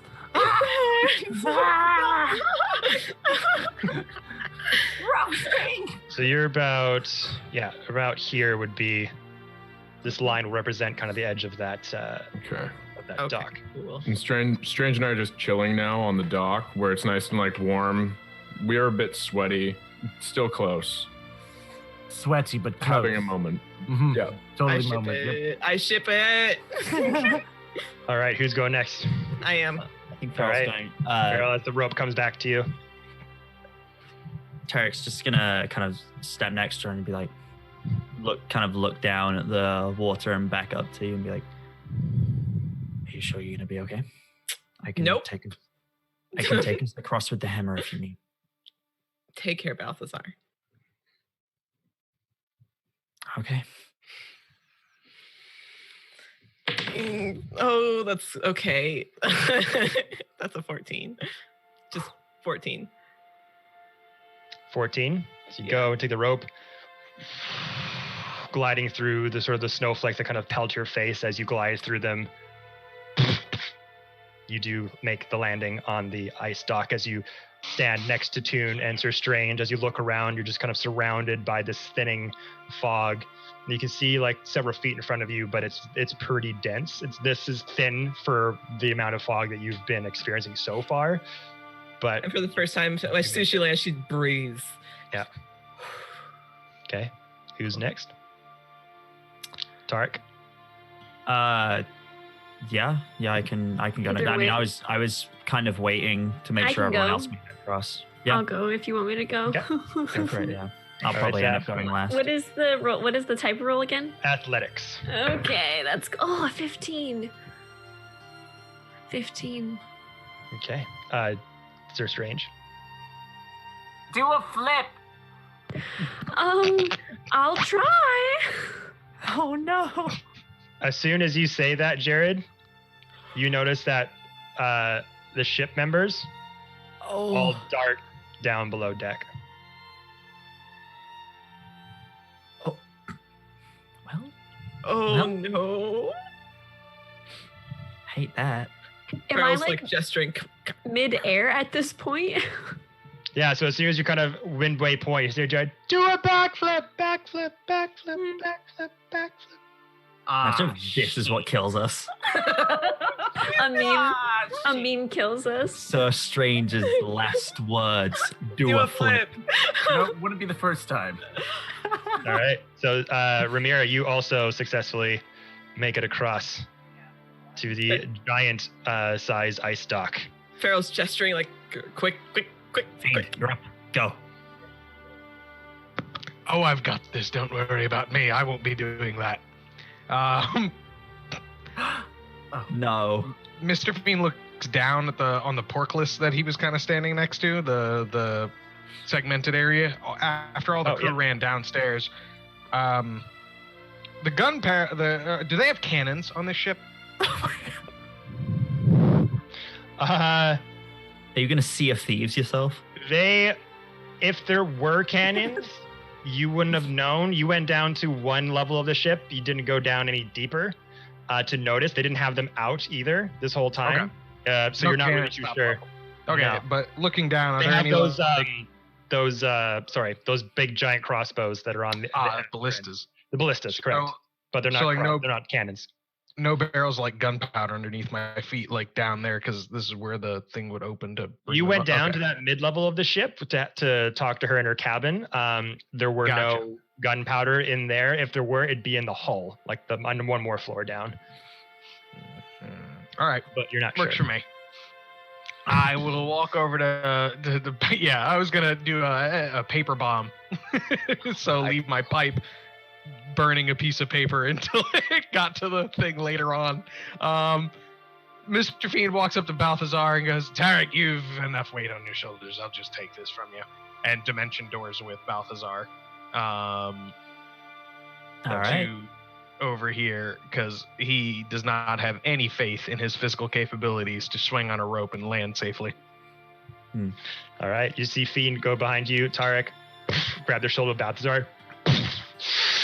This sort of ethereal purple inlined outline of a door just appears out of nowhere, and he literally pushes what looks like sort of the environment that the rectangular outline is, and pushes it open to like this black void, and they just appear right where the dock is.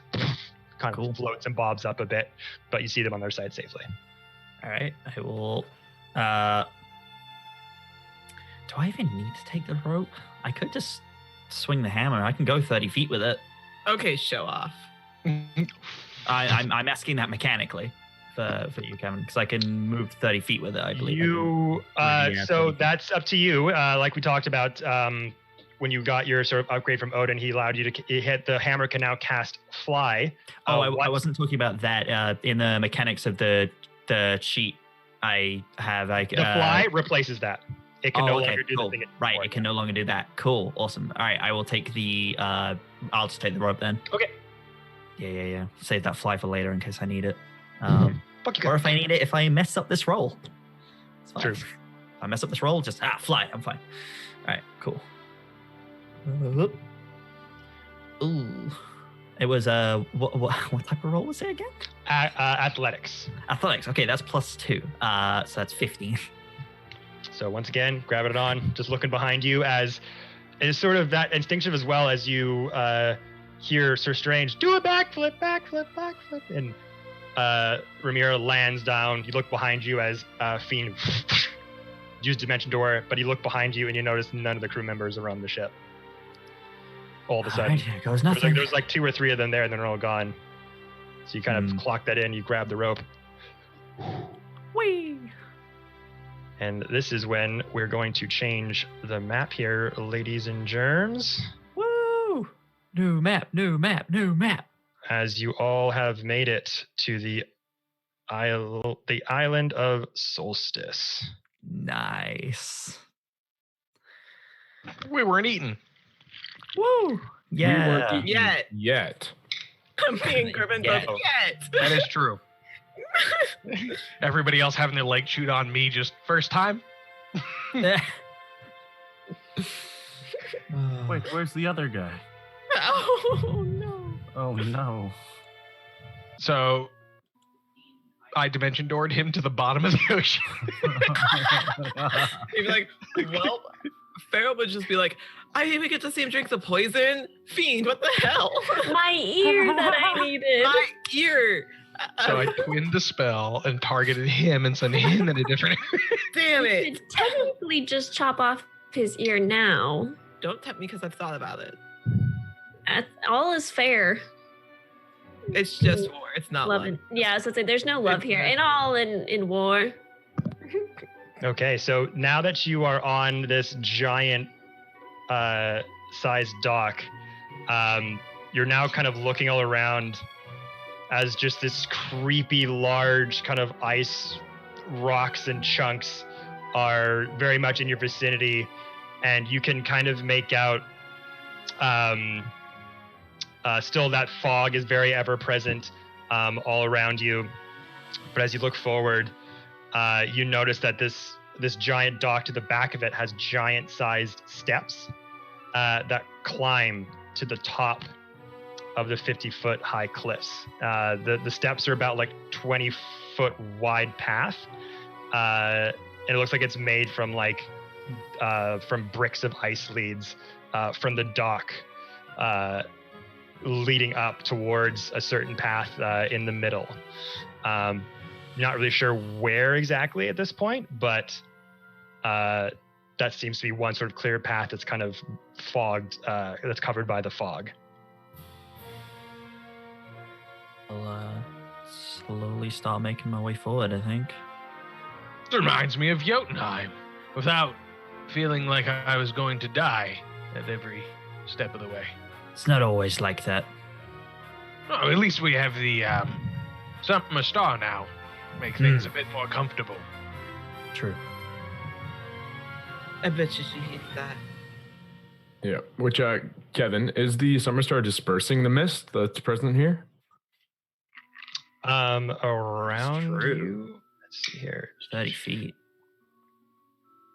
So right now you've controlled it to give you warmth, like the sun, correct? Yes. Yeah. Nice sauna, like we're getting a schvetz on. Okay. Schwitz.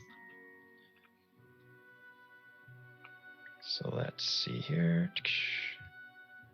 I believe you can control precipitation separately. That's true. So in the radius of your summer star, you could disperse some of the fog if you would like.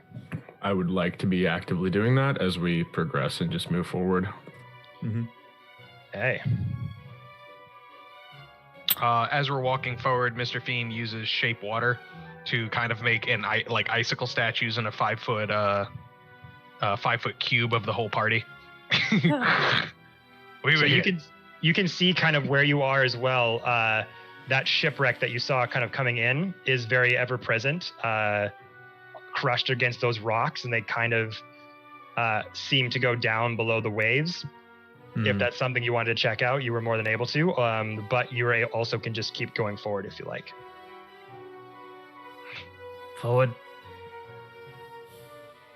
Land is best, in my opinion. I don't care for water.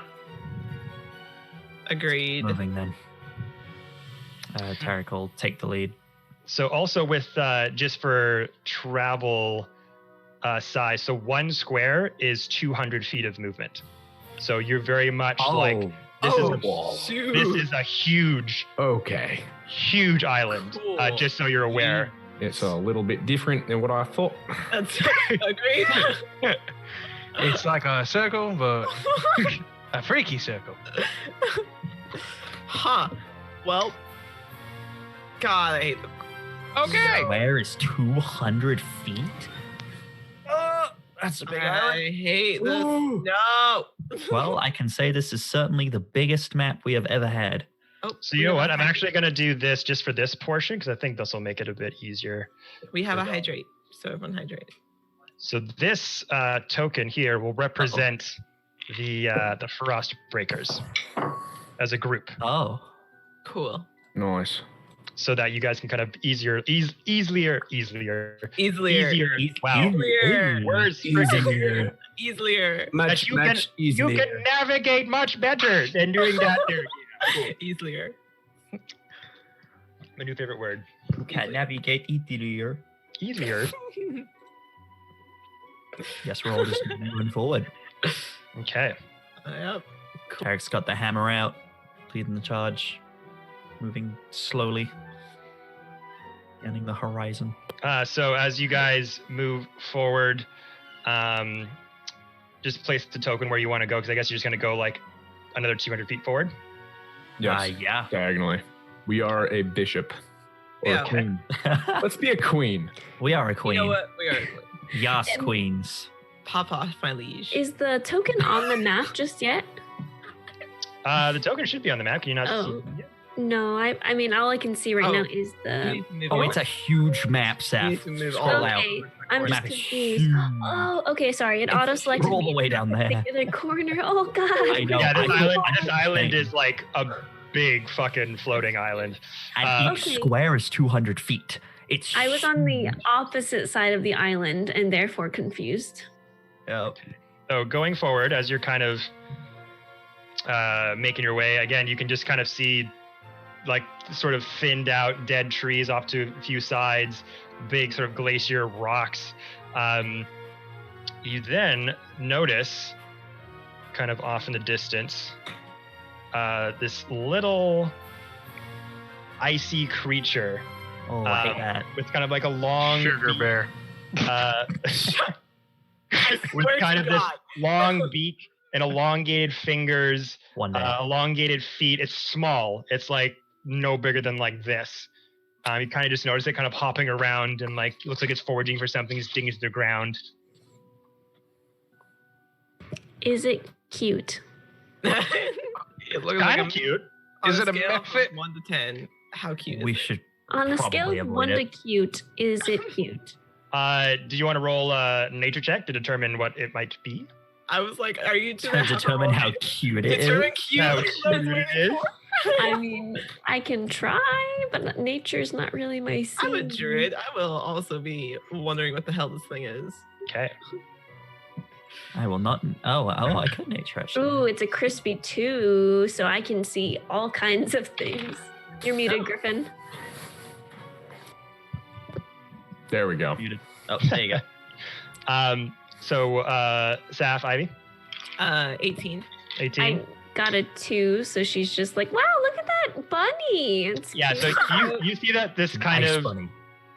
this weird it looks, yeah, it's got this long like pointed nose and a head that kind of goes up in a point as well, and these long ears that point back as you get closer, really long elongated arms, very very thin, these feet that kind of perch back and are kind of hind, small little wings as it kind of flaps its little ice wings up and it's kind of floating from one place to another and foraging for something. As you get closer, its features are very pointed and angular. Farrell, you would notice this as a Icemephite. Cool. They are small little elemental ice creatures. Torment.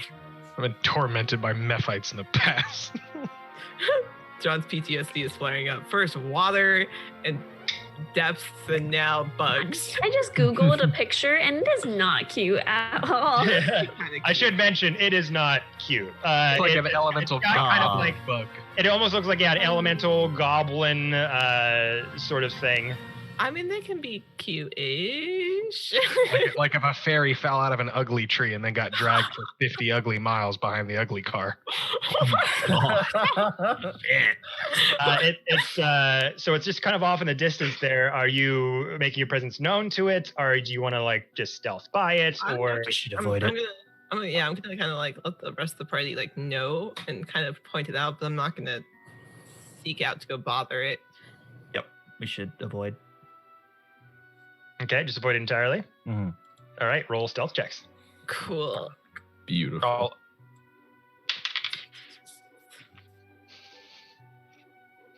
Well, that's Ooh. not great, but it's fine. It's not exactly what I wanted. thank God my stealth is so high, but it's still so bad. It's a 10. And I also got a 10.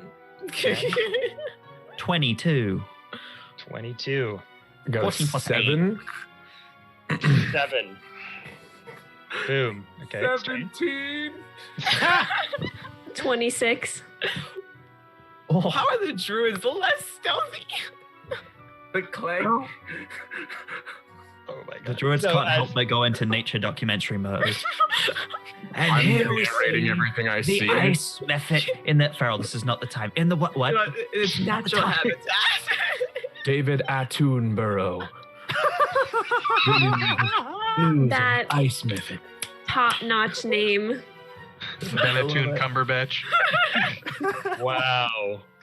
That is Wow! ridiculous. Wow! Wow. So most of you are able to pass by. Toon and Farrell, as you're all kind of like trying to go off the beaten off, these huge ice blocks are kind of making this big 20-foot wide sort of path that's kind of slowly going up this mountainside on this island.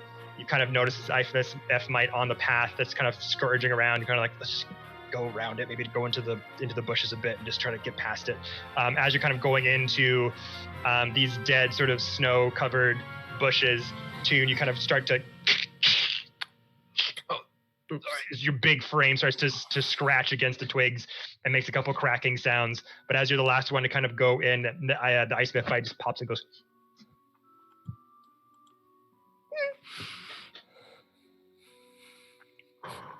It's like flies up a little bit over to where it heard the noise. But as you're fully submerged kind of in the brush and have kind of gone into bed, it's just looking around. Does anyone speak? Primordial? Not primordial, my friend. It is. Aquin? Arin? Yes, Aquin or Arin. Nice. I I do. speak neither. I speak neither. I also speak neither. You also I speak the opposite languages. I speak infernal. I speak Okay. abyssal. If you really want to piss it off, yeah, speak the language of fire. Come on. Yeah. As it's kind of as it's kind of investigating the noise that it heard, you just hear it going.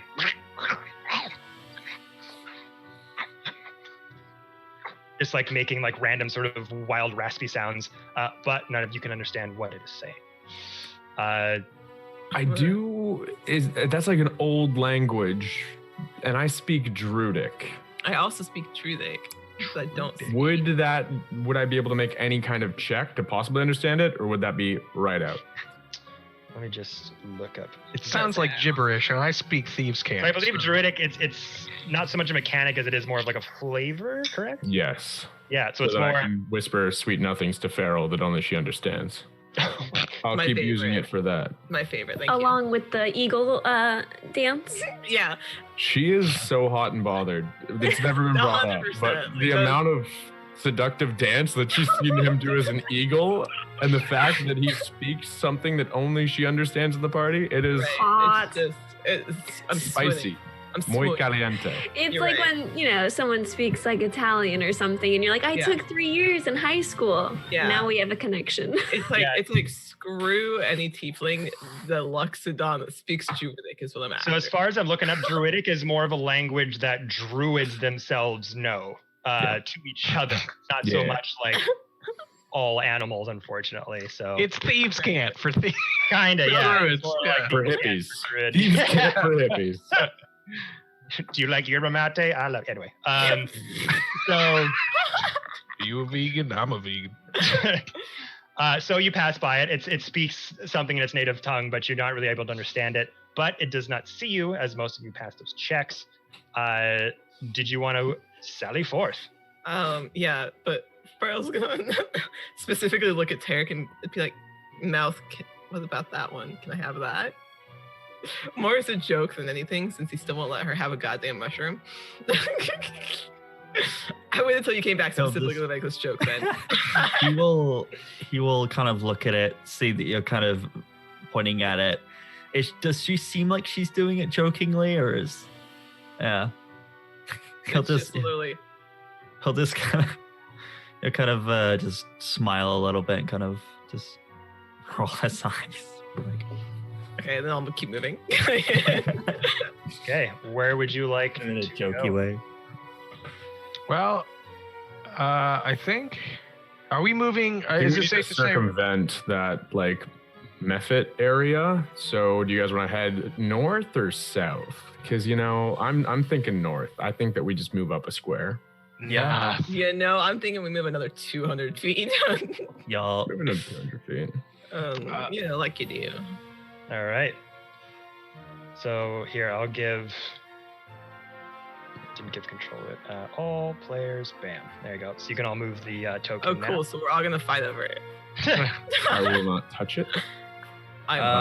so can we go diagonally, or if we go Yeah. diagonally, will we It go works in? just it works just like it does normal movement. Just depends on. Oh, okay, so we can go diagonally if we want. That's not going to send us into Right. the methods, right? Lovely. We only saw the one. Oh, That was just to confer that you found one. That's Right, not in okay. the way anymore. Yeah. There's Wait, 200 wait, feet yes. worth of them. There. All in a row. no. with a swarm. That's the end of the Frostbreakers. So just right? going up So we one just more. want to go diagonally then? Yeah. I'm fine with think that. so. And if we're able to, like, once we're out of range of the method, I think that Toon would try to like just get everybody to like quiet down for a second. I want to make a survival check to see if I can notice any signs in the area of like other things that could be around, and also just perception. Yeah. Like clearly to see if I know that yell happened like 20 minutes ago in game, but at the same time, something might have been stirred to like motion or sent as a Mhm. messenger. So perception check is going to be a 19 plus 5 for a 24, and the survival is going to be a 17 plus 9 for a Nice. 26. Okay. Good. So as far as perception goes, so there is like a bit of a snowfall happening. Still a little bit of wind kind of going through. Currently, kind of where you are on this point of the island, it's very kind of desolate, sort of rocky iceberg terrain with some snowfall on the ground and like dead trees and dead bushes with a little bit of vegetation for you to kind of like go through. So you're not really seeing anything from where you are now. It's pretty like wide open space as far as that the summer star will let you see. Yep. And as far as tracks go, let me see. That fell off. Okay. So you do notice the Icemephite tracks from before. It looks like there may be more in the area. Definitely wasn't just like a rogue one somewhere else. You kind of noticed its little like goblin-like feet in the snow and in the dirt as you're traveling around.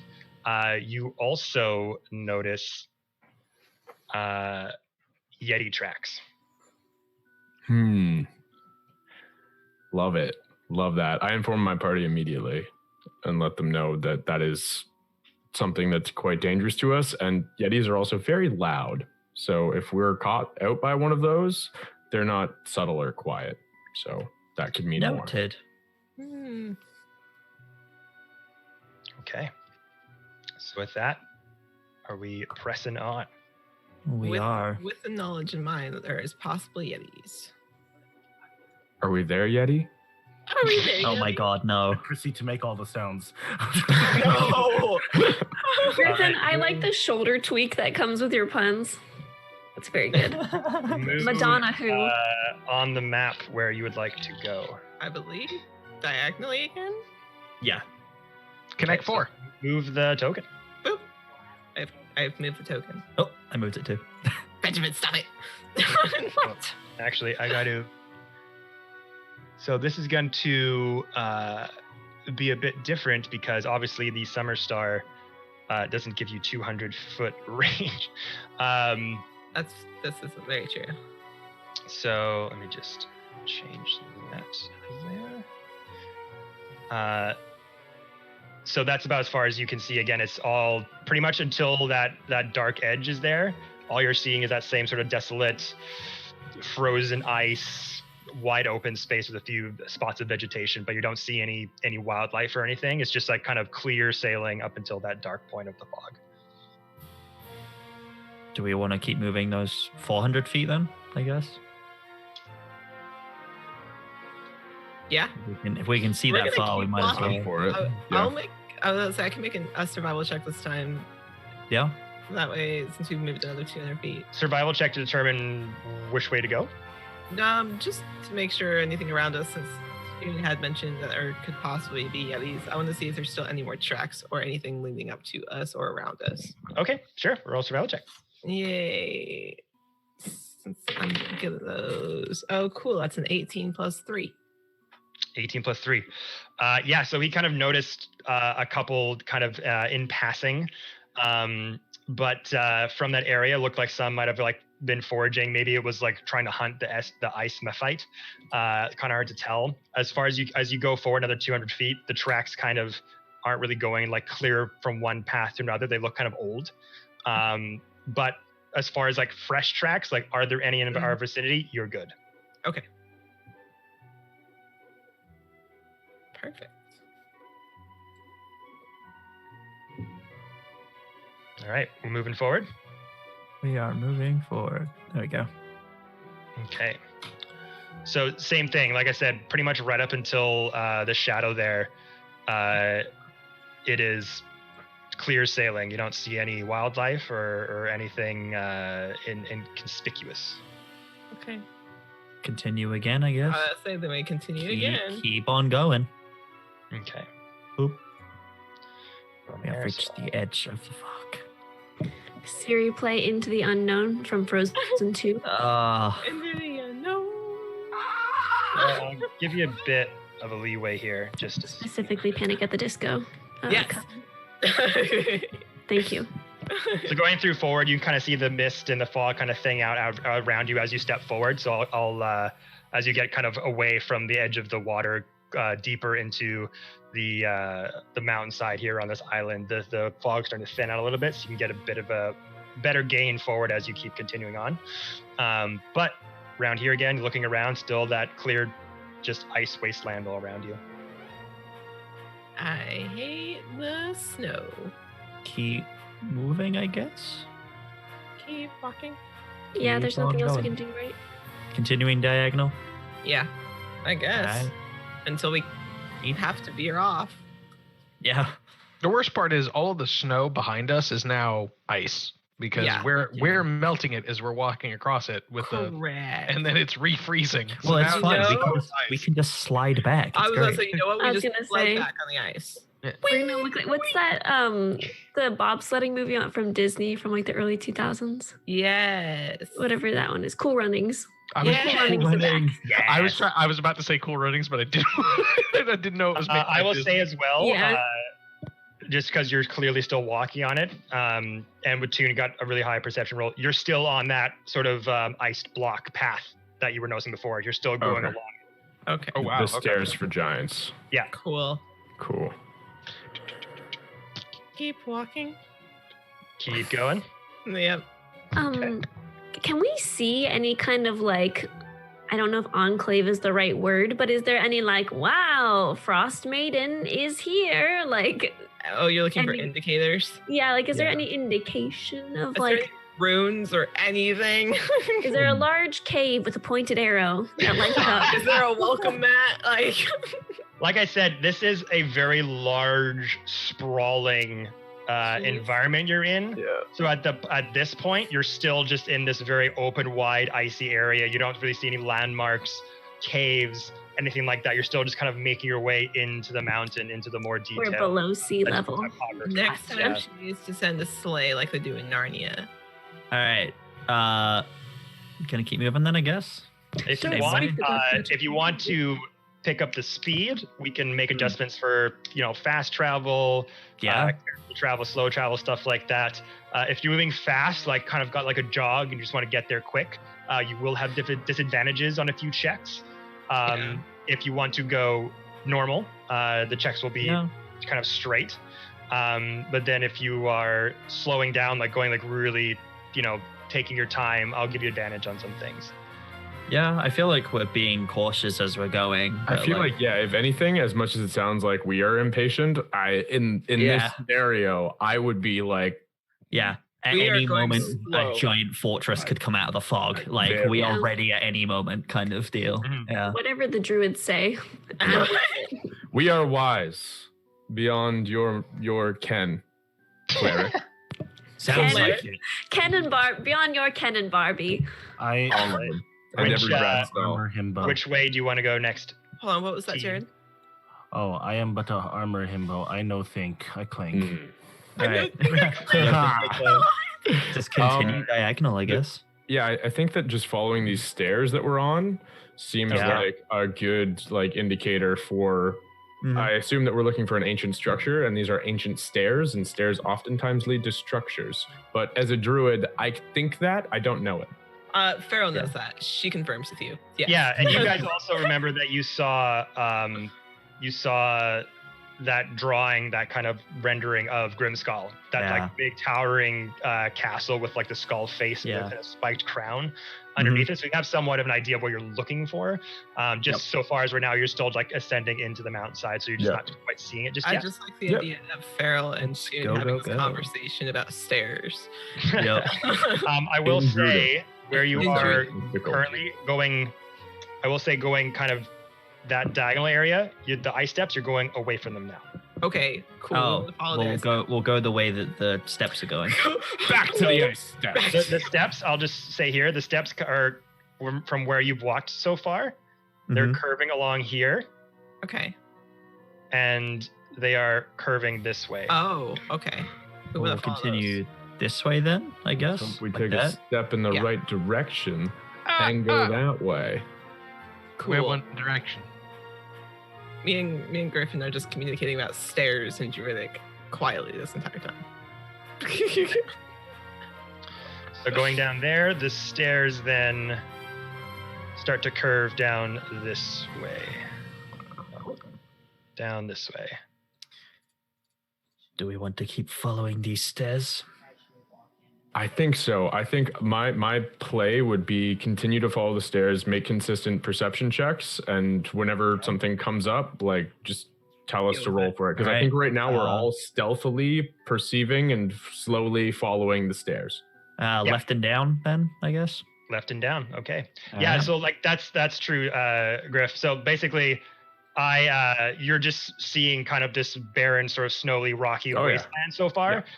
So if something does pop out, or if I'll definitely make sure to give you a check if something's coming out you or something's kind of rustling. It won't just be like, "Brr!" Yeah. So Okay, so coming down that way. Yeah, I guess we're heading this way. Going there. So the stairs are kind of curving around this big chunky sort of raised island up here as like part of the mountain, big chunk of ice and an iceberg kind of jutting up towards the sky. It curves around the tip here and then is kind of going down this way. Can we see what's like all around us? Because currently we can only see down. Right now, well, you only got 200 feet around you. Okay. Sort of, right? So it's kind of like... Yeah. I'm unsure if we want to move diagonally again. That's what I meant. That's up to That's you. where the stairs go. Yeah, the stairs, like I said, are coming... Toon is walking. If these stairs go into the sea, I'm a whale. they're curving. We they're already curving talked down, about that, Griffin. They're curving down westward, kind of diagonally downward. Yeah, Do we we'll go need to salt the southwestward then. stairs? So like pretty much down below, like the square below you is where the stairs are headed. Okay, yeah, we'll go that way then. I think we're just gonna keep following these stairs We're until gonna we keep get to something. Just assume that we're following the stairs until we get. Yeah. No worries. So then the stairs, then I'll lead you to Unless this we point. see something. Yeah, so I'll lead you to this point then. Tarek can see far. I can. What do your Well, no. what do your tiefling eyes see? Well, the thing is, I can see a dark vision. I can. Well, actually, no. Devil sight doesn't allow through fog, does it? No. I don't think so. No. Magical dark and darkness. Someone make it dark in here, then I can see. Someone make it dark in here so I can see. In here being outside. Someone make it dark in here in the polar vortex. Yes. Make So it dark the and then path- realize there's still fog. The path will take you to around here Oh. along the stairs. Oh. And around here, you do notice something. Oh. Teeth. Ah. Through the blowing wind, you see a grand assembly of ice sculptures across a snowy field at the foot of the mountain in the center of the island. Closer examination reveals that the sculptures are completely faithful to their subjects, this being bears, elk, saber-toothed tigers, wolves, yetis, remoras, white dragons even, and other creatures of the north are all just kind of silhouetted and placed in certain areas, and they're just frozen ice sculptures all in various poses that look like 1-to-1 scale. Yikes. And they look extremely detailed, like incredibly detailed. Like, you get the sense that like no mortal hand could have created such wondrous works because they are like identical to what like So their you images mean are. like weird, almost like they're actually things that are frozen there? Yeah, almost. Strange. Almost. I'm saying we How avoid bizarre. that. I'm saying we How avoid that You called me? highly. I will say I'm supposed to say roll a perception. No, I will give you I will give you survival or medicine check to Alright, see if these ice sculptures are like still alive or dead. 17. or- Ooh, I'm pulling. Plus. So was it medicine or what was the other one? medicine or survival. So they're both +0 for me. Whoops. That's I rolled a 17 6, though. So that's Still. a 15. I got 13 plus 8, so 13, 14, 15, 16, It's a lot. 21. A lot. 22. 21. Tarek, 22. 17 for me. So 17. strange, you are muted. Strange. For medicine, we're rolling for? It's medicine or survival. Your Okay. choice. I rolled 22. 22. Nice. So looking up to these ice animals as they were, you're looking at them. You're kind of wary. You're like, oh shit, these things going to come to life and attack us. You kind of just wait a moment before you make your presence known as you kind of see them coming. This huge like sculpture garden almost near the center of the island. You kind of look over and no one's moving. They're completely still. You kind of, especially the druids, you're not getting any vibe of life at all. And you're kind of going towards the sculptures. They're just frozen still. And as you get closer and closer and closer, they're just frozen. Yikes. Seth. As I feel like Strange and I are looking, because we got the same score, we look really closely, and I'm going to just go like that and like razz them really quick to as if like they came alive just to be that guy. You sure you want to do that? Oh no, you're gonna yell. Never mind. I don't want to do if you're gonna yell. I recant my statement. I'm not joking. Oh god damn it. No. I can't. No, you can ask me. No, Cersei just was like, that's not Sugar it. Bear. It is a bear though. I'm just gonna tap on one gently, just tap, tap.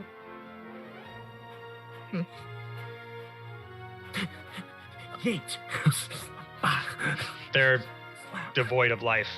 They're just frozen. Do they look like they were ever alive? Or do they just nothing? With that survival check, I mean, it's hard to tell. I mean, Okay.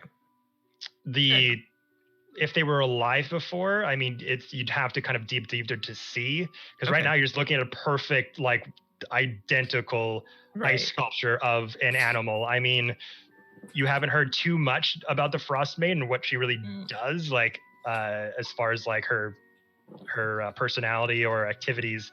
But it's so lifelike that you're like, these could have been alive. Okay. Farrell's gonna make the assumption that they probably were, just to be on the safer side. Yeah. And I'm gonna look over the tune and ask kind of what he's thinking as well. Just in Druidic, just kind of not to scare the rest of the party. Right. So then in Druidic, I would respond, it would seem that this could be the work of some eerie, foreboding magic. I do not wish for any of us to succumb to this fate. And to that effect, and to bolster us against it, I'm going to cast Enhance Ability, and I'm going to enhance Constitution to give us advantage on those saving throws, and this many temporary hit points. Many temporary hit points. 7. Cool. There you go. Helpful. Thank you. Temp HP. So, yeah, that's okay. The lucky number. Is that to everyone? Yes. That's everybody except for himself. Nice. Okay. Cool. So get that temporary hit points. Moving further down. Yep. Actually, could that be to everybody? I realize that I have a spell slot higher than I did before, so I can cast it on myself too. But just not Balthazar. Oh, wow. So somebody still gets left out. You know what? You know what? I completely forgot that Balthazar was here. You didn't roll a stealth check for him, and I was like, you know what? I'm not gonna say anything. I also was like, I'm not gonna say it. I'm not gonna do anything. Mm-hmm. He just freezes because he has no like winter clothing on. He freezes in place. He's back 800 feet, getting mauled by Memphis. No. At least he I need goes him to down survive, fighting like a damn it. man. No, let him drink the poison. So I just rolled all of the stealth checks that you guys did. Oh no. God. Oh god. Damn. Kevin's like, let me just retcon that real quick. So you see all these ice sculptures. Oh god. No, nothing happens. I'm just saying you see those ice sculptures, you're studying them. Tune does that magic, that reconstitution for you guys. You feel more enlivened, a bit more warm to the touch, a bit more emboldened. Your veins and muscles kind of flex a little bit as it gives you a better reconstitution. Giving him 7 temp HP would probably gain. double his HP. Oh my gosh. But you gave no temporary hit points to No, Balthazar. of course I wouldn't. No. Can I take his away? Oh my god, no. No. Redistribute them? Our hit points. Who's the cannibal now? Communist Dune. So moving forward, Almost spit my water out. are you Someone please clip that for me. passing by these and moving forward? I believe Yes. so. If the stairs say it so, then on we go. As you're passing by the ice sculptures, Balthazar goes up to one of them.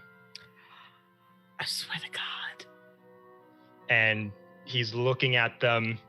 He's like, "This is strange. I've owned many statues, but I've never really seen one in ice in this much detail before." And he kind of puts his hand over one, just like kind of gliding and touching it. And then he reaches to the end tail of like one of the stags that's like beautifully presented, and just like touches the end tail and. Why?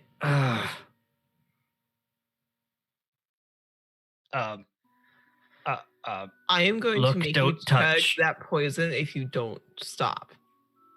I thought it was much sturdier than it was. Maybe Come on. don't touch things. I have a spell to turn him into ice. We can replace that statue.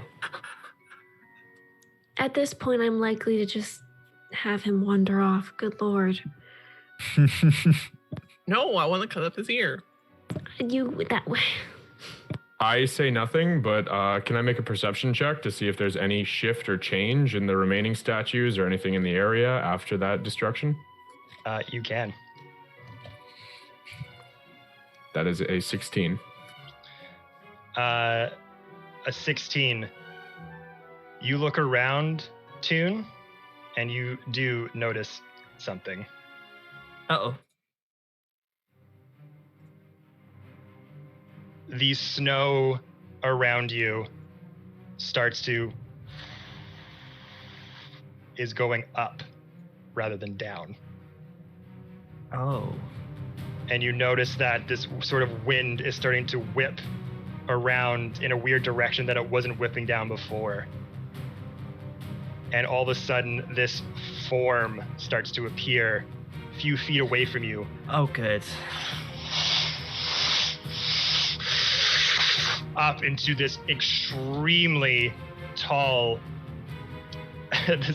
He rolled a 4, a 5, a 4, a 3, and a natural 1. I am not even joking. So this form starts to take shape out of the snow, and for the first time, making her presence known, manifesting nearby as this 7-foot-tall woman made of snow and ice. This huge visage comes out of the snow that's whipped up and created, and a huge finger points out at Balthazar. No. My child. And shouts, "Defilers!" as this huge rumbling sound echoes throughout the island. And he has to make a Constitution saving throw. We're no longer the Frostbreakers, God we're the Defilers. I will be a He defiled defiler. something by breaking the frost. So, I mean, It's just True. a pseudonym. It's a It's pseudonym just- for our original name. Yeah. The Frostbreakers or the Frostdefilers. Whichever one works for you. one sounds a little too kinky. Yeah. True. The Venn diagram is a circle. And this is a circle. And as she points the finger down at Balthazar, this snow just like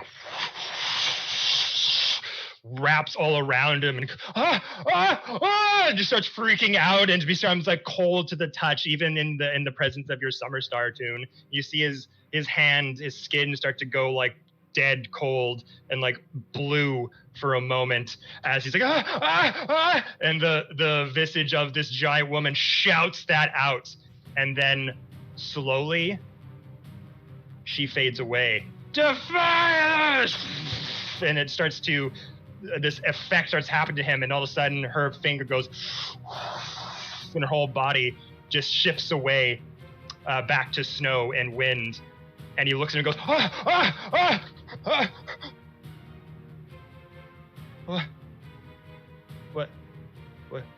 What happened? Balthazar, happened? are you okay?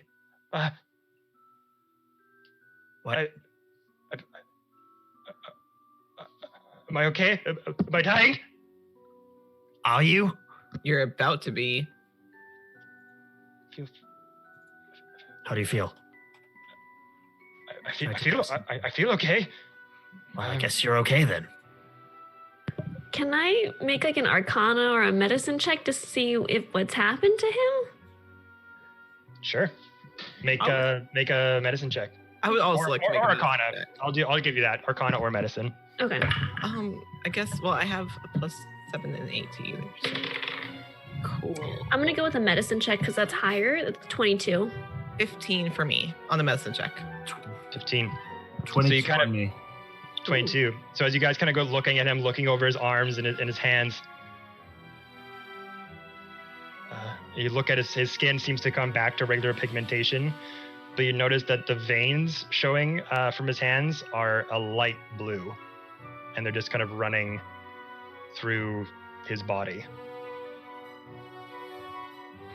Do I have any sense of what that symptom is of like a spell, or is he just like only semi-frosted?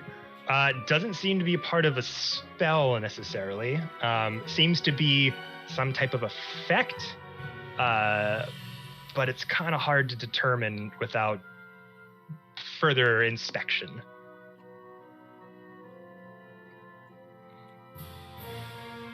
What does further inspection detail? You know that an effect has happened to him. You notice ice blue coloration coming through the veins in his body. As far as like a spell, like is this the command spell? Is this kind of thing? Doesn't seem to be something like that. Okay. My main concern was just him being maybe mind controlled or like sleeper cell agent. That's where I was at. Yeah. Not mind controlled, not control spell. This Okay. man got Doesn't the show any version effect. You of look in his pupils and his eyes. Like, There's nothing like crazy, like the ice, the blue coloration isn't going to his eyes. They're like, you know what I mean? Like you're looking for signs of mind control, of anything like that. It doesn't seem to be anything close to that. what did you say, Fiend? Does this man have the ice version of mummy rot right now? Is he just progressively going to start freezing as we go? Well, I'll be honest. We're gonna have to cut your arms off. What? I'm just kidding. I'm just kidding. Also, shut up. You can't be loud out here. I think you're fine. He's fine, probably. For now. Okay. I believe it.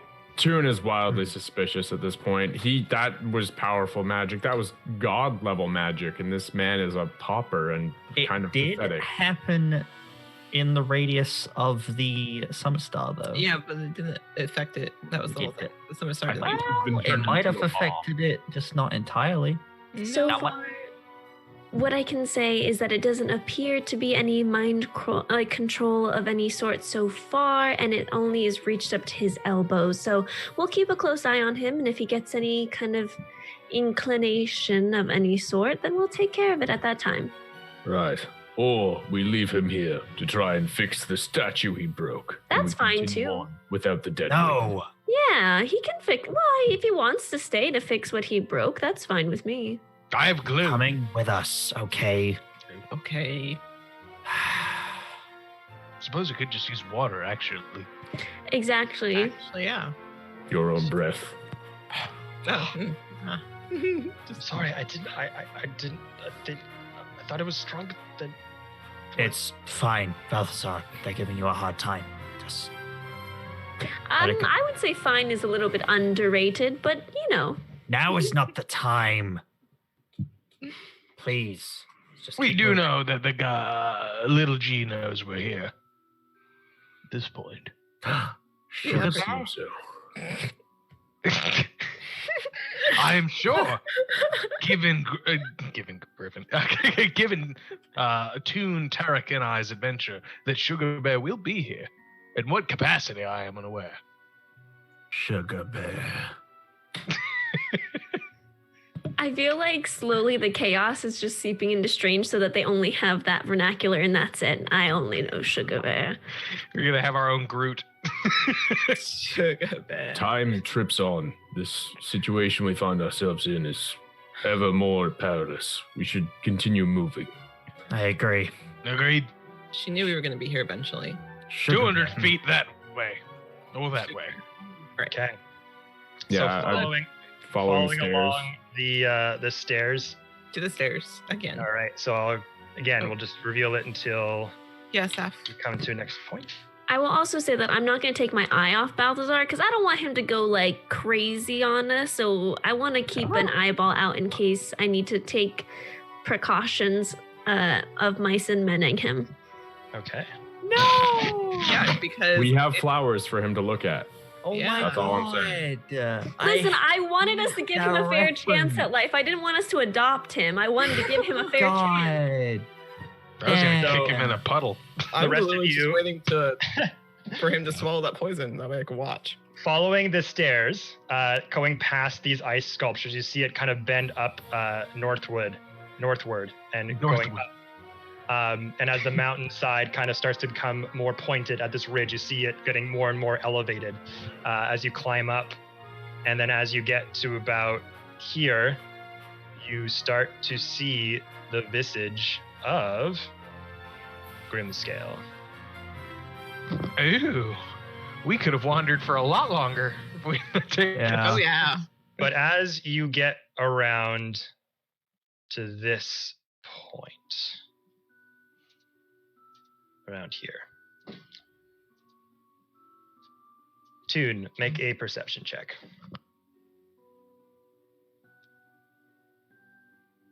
It's 4 plus 5 for a 9.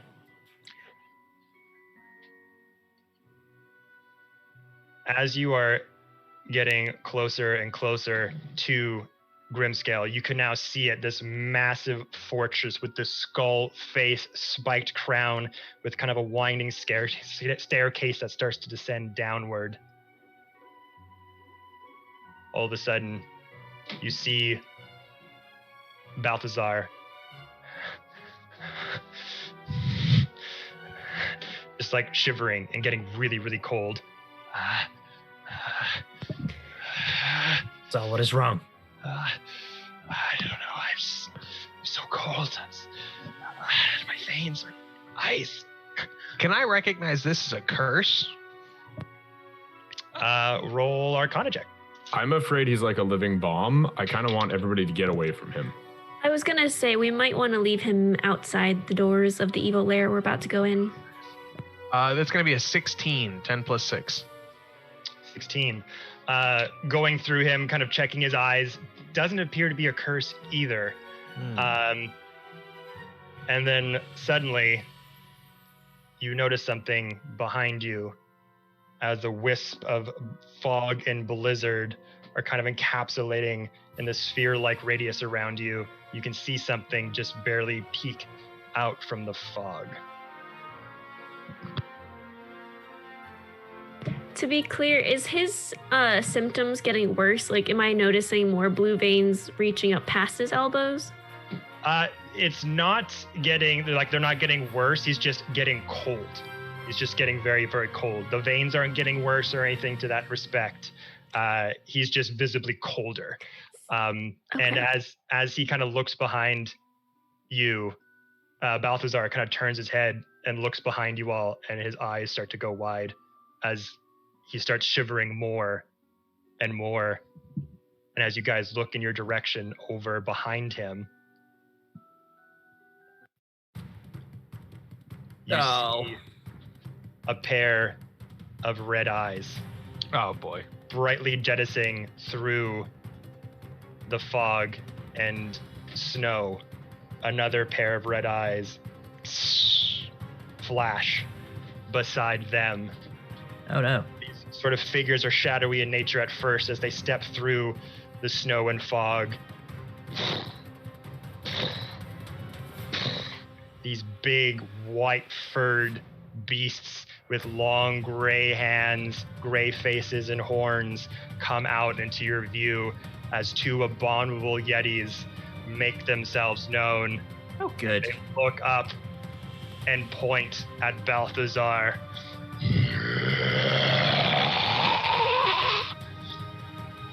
And that, ladies and gentlemen, is where we're taking our break. So, Oh my god. Okay.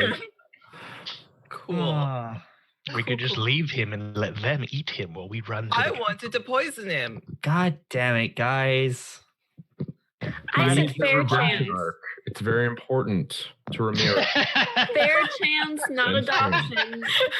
I never said I was adoption. saying. I'm All alive. right, everyone, we are going to take a quick break for about 10 minutes or so we can at least like stretch the legs and refill the drinks. And when we come back, we're fighting some abominable Yetis, everybody, or maybe not. We'll see. Oh boy. Stay tuned, everybody. Stay tuned.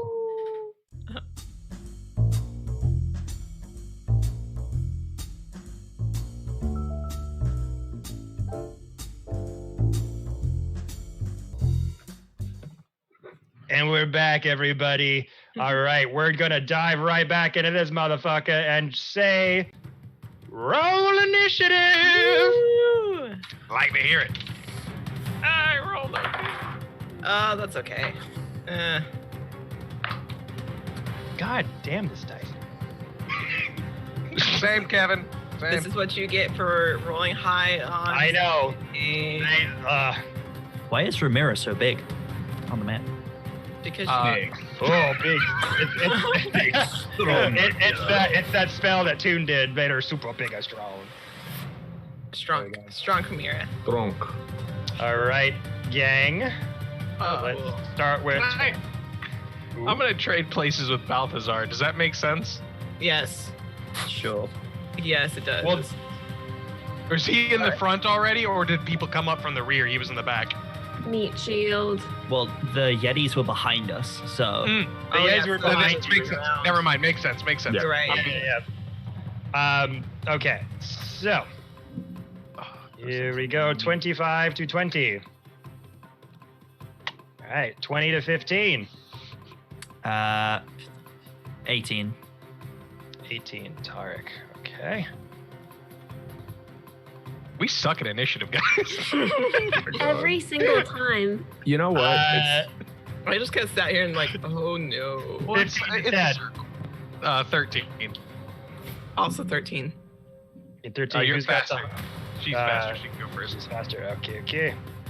I'm just gonna let you have it. That's cool. I have a +2 in Dex, but I just see you as a faster character than Fiend. I don't want this. Okay, you know what? That's fair. You can use Farrell as a shield whenever you need to duck behind me again. It's actually good for me to go last, but 10 to 5. That is an adventurer 6. I got an John? 8 and 9. And First range got a 9. 9. 6, 8, and 9. Saf has made me put adjectives and nouns in front of most of my rolls now in person. That is a dumb gambler's 3. That is a fraudulent accountant's 1. Yeah. I love that though. You forgot the most important part, Ramira. Baby. Baby. Baby or boy, howdy. Yeah. Yeehaw! All right, Tarek, you are up first. You see these abominable Yetis make their presence known, coming out of the fog, snow, and mist. What would you like to do? If that's what we're doing, sure. What do I want to hit him with? Let's see. I will use. I will use. Synaptic static. Sure, why not? Synaptic static. Synaptic static. I'll put a little marker I'll on hit both of them. these guys just so you know which one's which. It'll be Yeti 1, Yeti 2. That is an intelligence saving throw, please. Intelligence saving throw, you say? Intelligence Well, saving these are throw. very proper and high noble Yetis. You can see monocles on them. Yes. I don't know. They might be able Quite to distinguished see through gentlemen. you. Yes, quite distinguished gentlemen. Yes. That's going to be a 12. And that's going to be a throwing that D20 out. All right, they both fail. Yep. They both fail. So that is 8d6, I believe. Let me double check. What level are you doing it at? Well, I can only do it at one level because, I'm Thanks. Warlock's boy, so that'll be max. All So 5th for me. 8d6.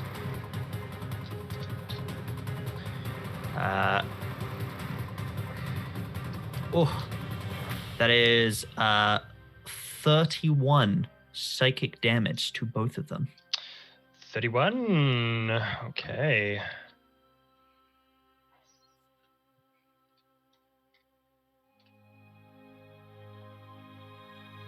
Okay. Oof.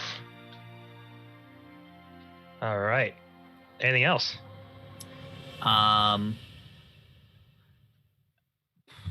I guess I'll just move forward, just kind of towards the front of the group. I guess I'll go kind of like here, so I'm not blocking anyone, but I'm just on the front line. Okay. So as you see that hammer ready, Tarek kind of coming forward and taking the first strike once again, got the hammer kind of hanging off of his, or no, it's dissipated at this point. Did you summon it? I will kind of summon it to my hand as I move forward. Suddenly, Mjolnir appears into his hand out of thin air, and suddenly that dark, ethereal, black and purple energy starts to sprout out of his hands and through his hammer and connects the hammer to the hand, jettisons it forward, and this kind of like black streak of lightning emanates in between both of the Yetis as this black lightning just starts to shatter out and spiderweb and encase both of them as their fur starts to singe and smoke against the snowy, misty air. Get down to one knee, but they both just look up with their red eyes glaring. But good first hit, my man, as this sort of blast echoes out in the distance. All right. And then after that, we got Pharaoh. Cool. Let's see. Where am I currently? First off, I want to push Balthazar behind me and take a step forward. First of all, so I'm gonna put him right behind me, and then on this one, I'm gonna cast Blight. So I need a Constitution saving throw of 16. If I hit, let's see. Ooh, that's an 18. Is it an area of effect, or are you targeting one person? I'm targeting one. Red or blue? Blue. Blue. Okay. Blue. So you have to make a save? Yep. Con save of 16. Con save. Which one hasn't fucked me over yet? No, we're gonna do the icy boy. That's the real question. Con save. Don't fuck me, Gil. Fuck you! You fucked me! Has a fucking +6 and it got a 2. Give me a break. All right. Oh, that's an 8. Okay, cool. Let me roll damage here. Yeet! That one's out. That was funny. So disappointing. So that's gonna be 40 damage. Good lord. Damn. This is gonna be a fast battle. All right.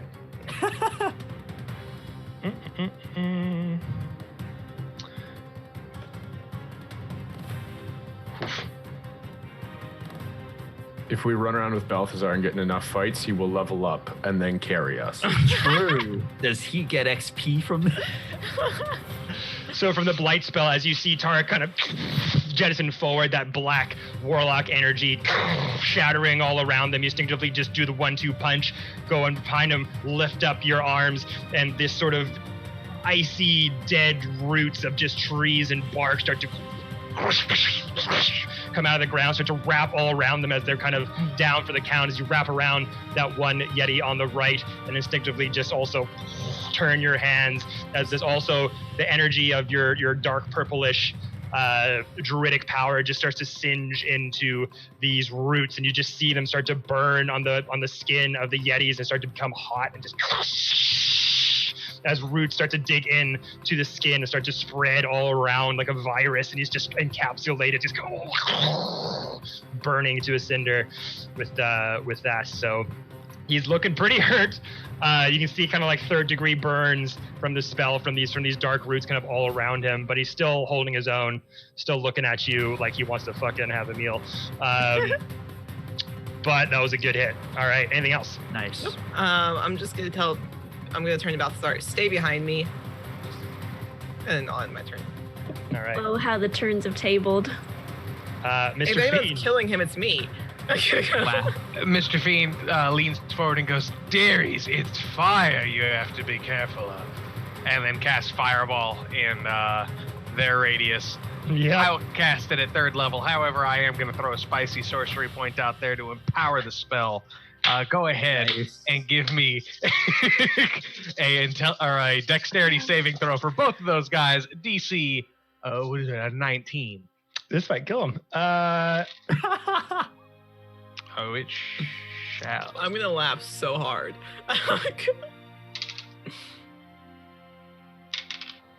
Okay. Oh, yes, that was the last one. We have to make this. Fantastic. We have to So make this deck fast. save for both of them. Yep. Don't fuck me, 25, Gil. 31. Oh, you. 35. That's a 7 for one. Yeah. Oh my god, and a 5 for the other. Wow. Go ahead, Jared. Off topic, just let it be known. I know Gil in real life. We LARP together. He's blessed those dice. All right. That is 41 fire damage all around. That's a for these meatball. All around. Okay. We have to make this fight fast. We have a Frostbite to get to, and spell Exactly. slots to save. Yeah. You're in our way. We have a lot of appointments today that we're trying to keep up with. And we have to go rescue Toon's maiden's soul. Yes. Yes, we do. Don't worry, Toon. We'll save your ex-girlfriend. Thanks, guys. All right. Guy. What's happening? Guys. So as you guys have been acting as a unit, especially Fiend, Feral, and Tark for quite some time now. So as soon as danger is ever present, you just go into that mode, one after the other. The Synaptic Static, the Blight spell, and of course the ever-loving Fireball Fiend as he walks forward. And this little tiny ball emits from the tip of his finger, kind of with black flames kind of wreathe out of this black ball and just flicks it over. It becomes ever much bigger as he snaps it forward. And this big raging solid ball just digs into the earth, causing this massive loud explosion as it hits down to the ground. And as the flames kind of dissipate and leave the area, see the ground around them, and in this spherical radius is burned. You can see sort of the dirt under the snow and ice for the first time since walking here, as steam is now joined up in the mist, making it a little bit hard to see. But as it kind of dissipates, you see that one Yeti that's kind of wrapped in that blight spell. More of that fur is singed away. You start to see blood and muscle and sinew underneath its skin, but it's still barely hanging on. And the other Yeti is also got 3rd-degree burns and everything, but it's still very much up. I can't believe that damn thing's alive. We don't Surprising.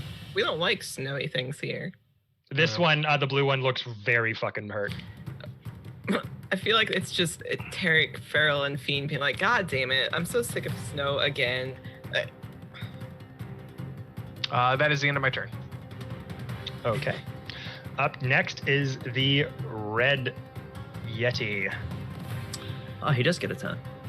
I didn't think he would, to be honest with you. Spends his Okay. whole turn dashing towards us. Yeah, he is going to... How far can he get? Oh yeah, he can get there. Uh-oh.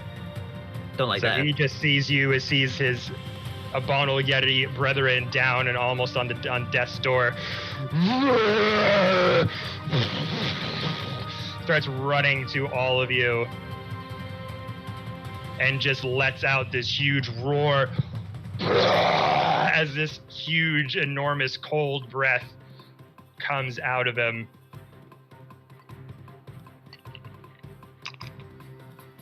just gonna get all of you there. So this is gonna be the cold breath. One and done. I need all of you to make Constitution saving throws. Yay! With advantage. You also get a +4 bonus to all those. Thank you, Toon. Nice. Thank you. Oh, both, yeah, you guys. Yeah, we You also guys get a are +4. Great people. Sir Yeah, Strange, plus- I will turn on your radius. Wait, so we make them with advantage and we get a +4. Yes. I got 2 1s. Nice. No. my God. What? Legitimately. Yeah. I wish that I'd rolled 2 d20s so Oh, you wow. could see, but that's my second roll and it's also a 1. Wow. I got What are 2 we- 17s. What are Uh-oh. we rolling for? Could I have one?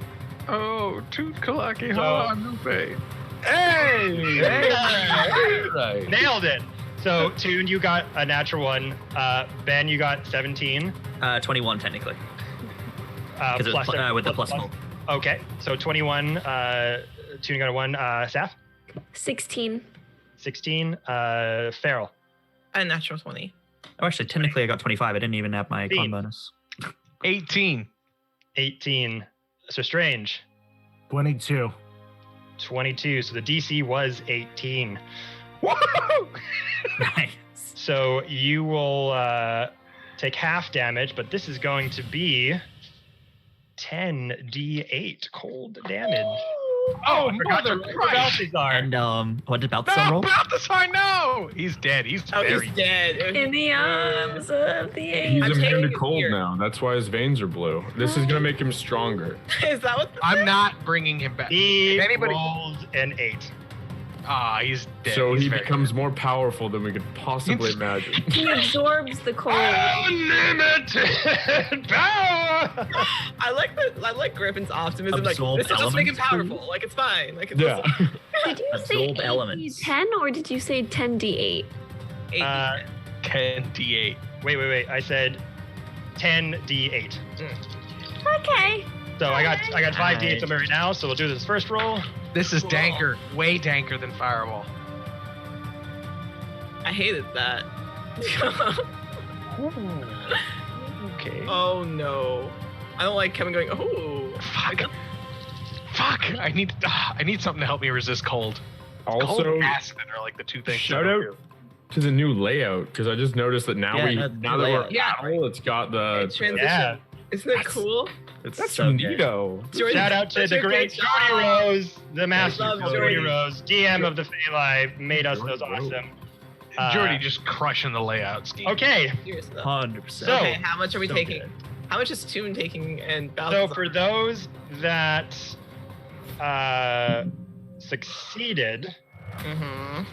you're gonna take 21 points of damage, Okay.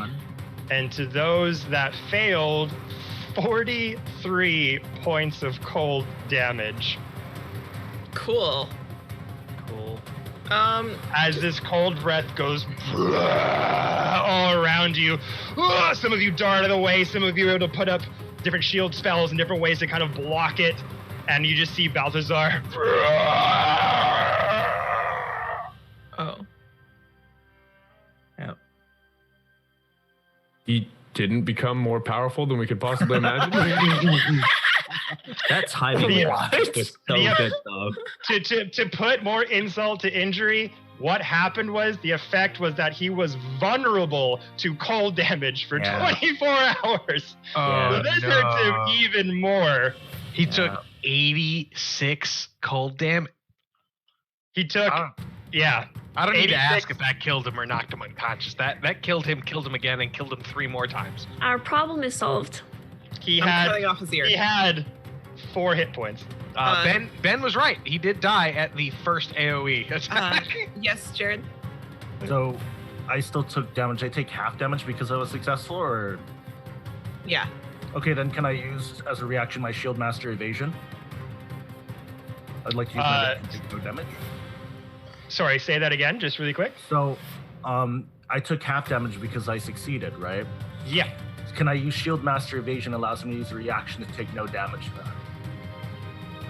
Yeah. I mean, if that's what it does, if you got a reaction that says you take 0 damage, then I guess. For Shield Master Evasion, you can use reaction to take no damage. Okay, there you go. So you got your shield up just in time from your nice rosewood armor as you put on the helmet, get the shield.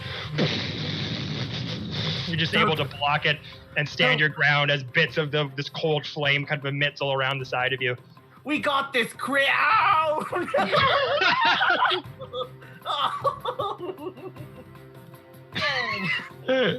Oh. As Balthazar just becomes solid. Oh, okay, ice. so it doesn't work. Never mind. Thank you for clarifying, Jordy.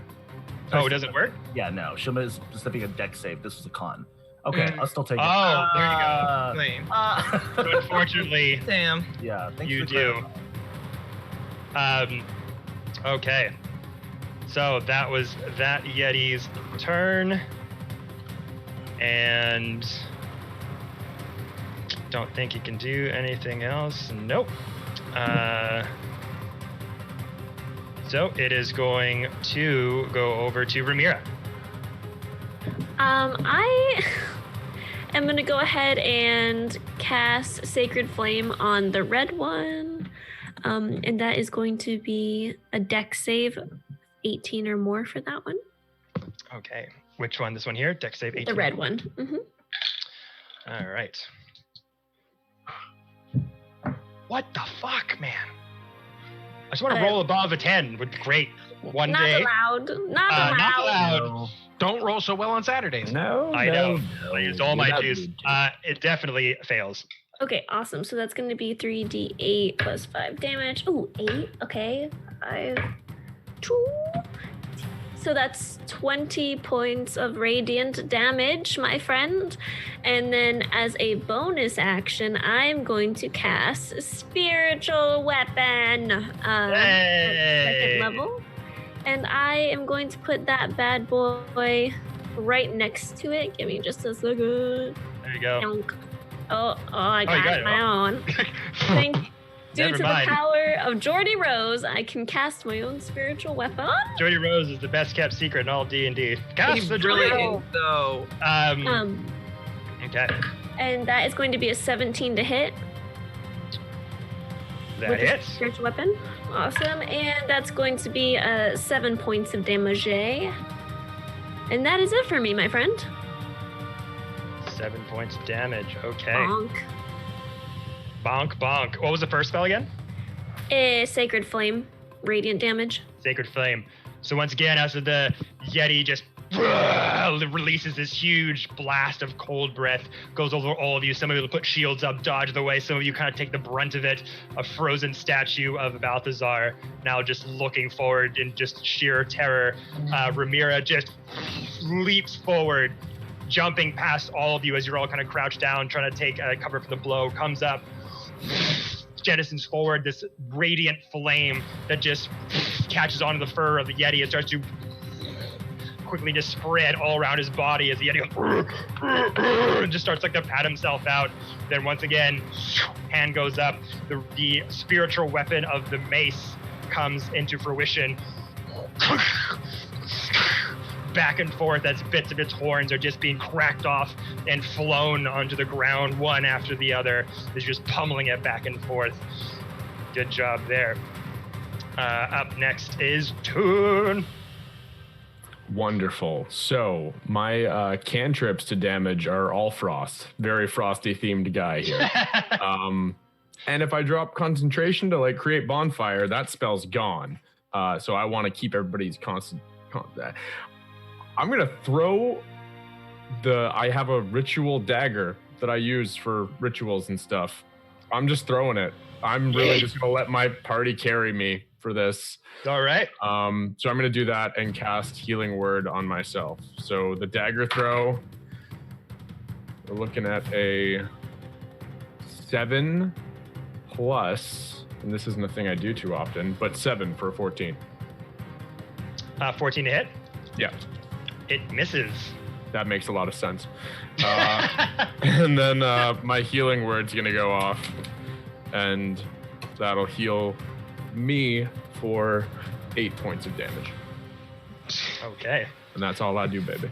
just Some of follow the the dagger. burns, some of the third degree burns from the cold breath, you're still kind of mending. Try to use your druidic nature to kind of heal yourself, and you notice with this mace kind of throwing it back and forth, you're just looking up and you're kind of like, shit, cold, cold, cold. Fuck, this is And as you like throw your dagger, looks like it's about to be a headshot, and then Ramirez's mace, ping, just hits it out of the way as if smacking the Yeti back and forth. God damn it! Sorry, Toon.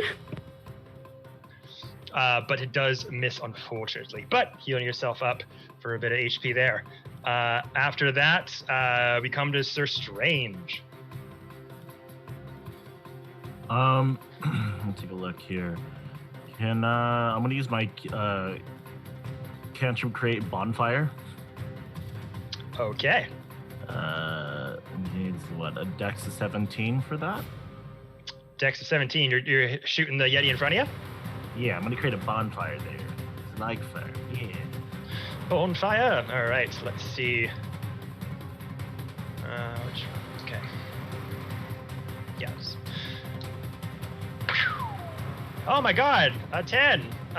Fails. Okay. So. Didn't beat the 16. Okay, so takes 15 points of damage. Fire damage? Yeah. Ooh. I'm out of it. Sorry about that. I'm like, where am I? You're fine. You're doing good. Oh, good, Great. buddy. So the bonfire.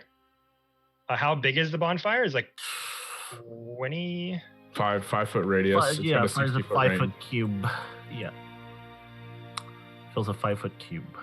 You just lit a Yeti on fire. Awesome. Arson! So you got the bonfire Then going around burn. him. Takes 15 points of damage. Pearl is supportive of the arson of Sir Strange. Just like, yes.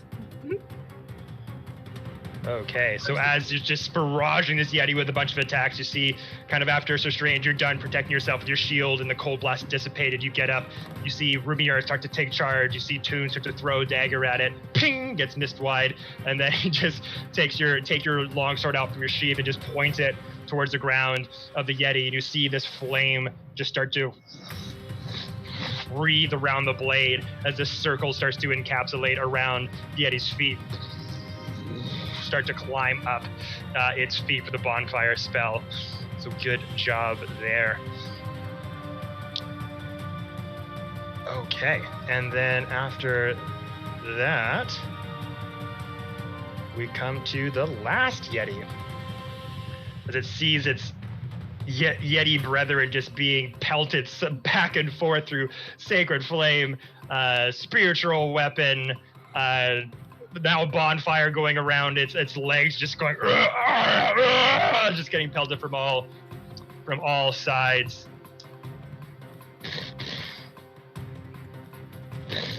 You should have run whilst you had the chance. Where can he go? Oh, he can put in his spiritual weapon.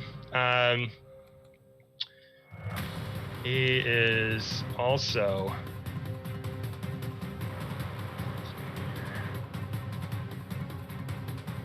Oh.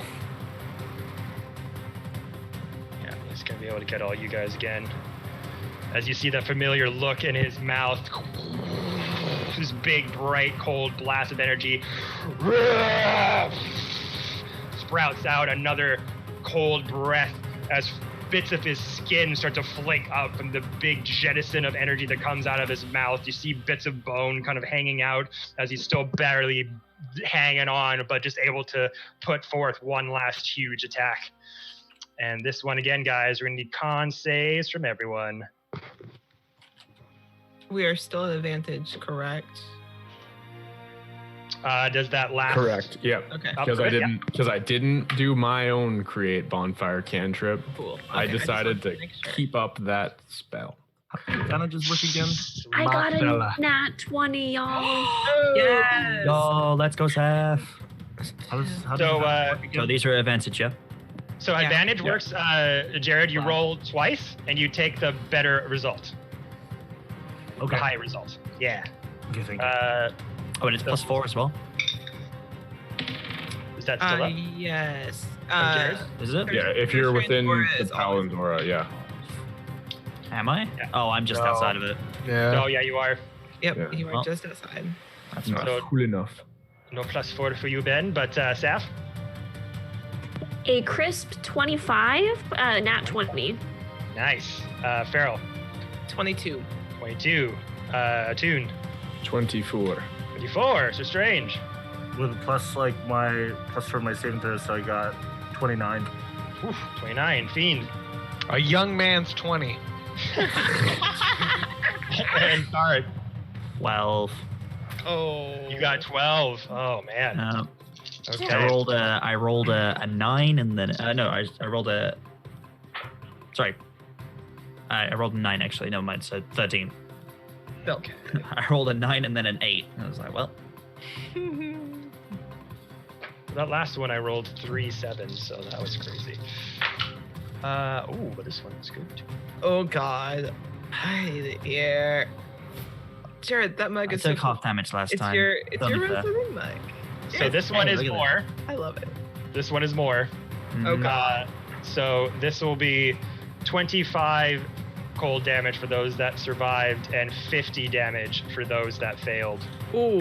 So Balthazar takes another 50. Balthazar just gets more like Absorbing more magical energy. Guys, You got Yeah. guys, he's dead. Leave him alone. As soon as he's taken 1,000 cold damage, he bursts back into existence with all of this Yeah. power. Tarek's like, icicles "Stop behind it, him he's just holding up already looks almost the same as like when Mr. Freeze blasts people in Batman and Robin, like these icicles are just jettisoning behind him even longer from the extra blast of cold with his hands up, That makes sense. solidifying He's had enough. around him and like another like 2 feet thickness of ice all around his body. Oh God. Stop it. He's already dead. He's had enough. Oh God. So how much do you think again? If we I am bloody. 25. 25. Okay, cool. So Tarek, it's your go. Ow. First of all, that hurt. Ow. Cool. So how are both of these Yetis looking at one? Blue one's looking. The blue pretty one's bad. like you can see muscle tissue, sinew, Cool. 3rd-degree burns. It's All right. like close, and the other I one will- is getting pretty badly hurt as well. It's also looking really rough. All right. Blue one then. I'll start with the blue one. I can do this 3 times. I'm gonna Eldritch Blast. Yeah. Been a while since I've done an Eldritch Blast, so I've got 3 of them. So I Right, will first I will one. just keep going and see how I go, and then move to the red one. So starting with the blue one. First one, say 19 That'll plus. hit. Just yeah. Don't even need the plus for that one. I would do Cool. damage. Do the first one, then do damage just to see Yeah. if you. Oh don't yeah. wanna mess it up. No, that's Yeah. what I'm doing. Yeah. Okay. So what's the damage on the first one? So a D10. That is 11 damage. Okay, still standing. All right, second one. Blast him again. That is a unnatural 20. Ooh, that'll hit. Cool. That's max damage, 15. 15. He's down.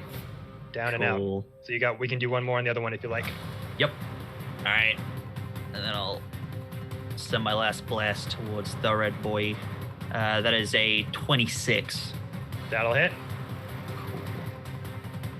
And that is 9 damage. 9 points of damage.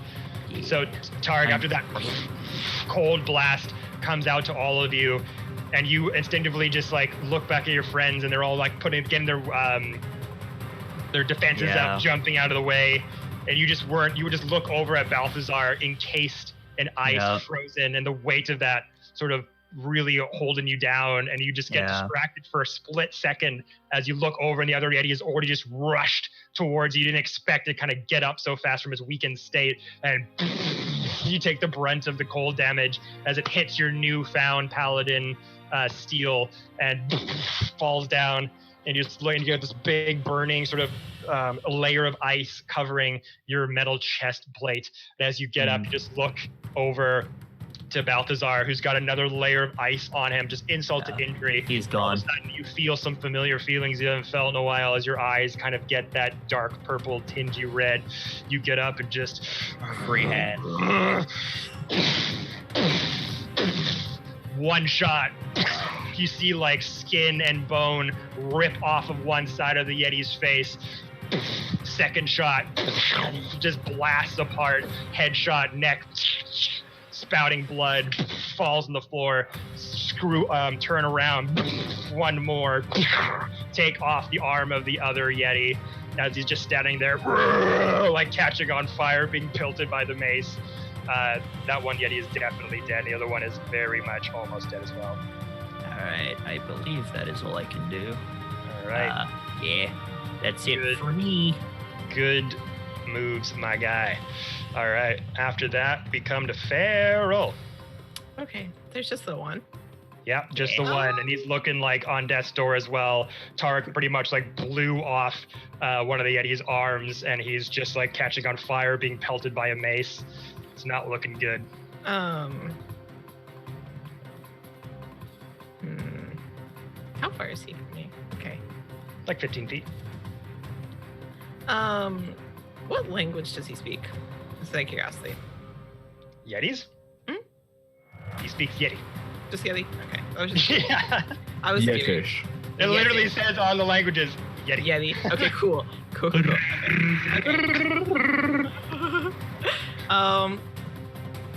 Seeing as how Tarek's taken the arm off of this poor guy, he's not gonna make it through anything else. I'm just gonna use my flame blade and walk up and almost mercy kill him. All right. Just walking him right up here. Yep, just walking All right. up. Roll to hit. Yep. Cool. That's a 30-20. Cool. That's gonna be 12 damage. How would you want to? Wow, that was stupid. How do you want to do this? How would you like to perform How the would death you kill? like- How would How you would like you to like- perform the death kill? That is my new favorite. Yeah, seeing he's on fire, seeing Tarek blast his arm off, and that his fallen brother is just, there's nothing else she can do other than mercy kill him as she walks up, a single blade just forming in her hand, and just runs him straight through the chest. And just lets it dissipate after he's fallen. Okay, so you see him hitting with the mace down on both knees, just breathed in flame, clearly in pain, like the arms blasted off. These are like, Yeah, when you know, she stabs animals. him, just, I'm sorry. And then after she stabs him, we'll let it dissipate. just flailing about. You take your flame sword out, lights from hilt to end, and you just go in very calmly. You see him like flailing around, but you're taking your time, just getting closer and closer, and you just get like pretty good distance, and just shout, "I'm sorry, friend," and just slowly put in the blade through his tough Yeti hide. And you see the flames that are still wreathing from the part of the blade that is out start to dissipate and shift into into the wind. And you have vanquished said Yeti as he falls to the ground on fire from the bonfire. I think all of us need some healing. I was about to say, at that moment, I'm at 20 hit points, so she's gonna like clutch whatever the biggest wound is and then like shimmy down to a seated position. If you'll give me just a moment, I'd be happy to start that. Please heal yourself first. Toon's gonna walk up to Ramira and cast heal and give her 70 hit points. Okay. Just quietly, wordlessly striding up and just placing a hand on her shoulder.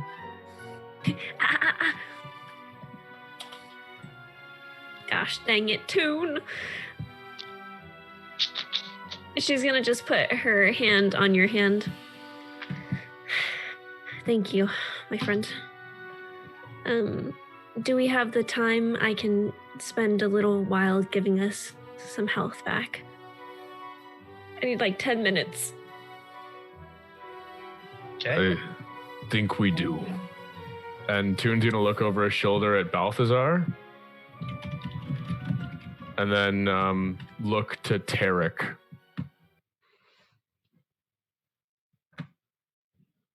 What sort of reaction does Tarek have right now? he's kind of just watching the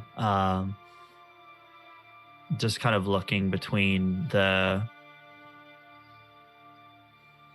bodies of the Yetis, and kind of just turns and looks at Balthazar's frozen form.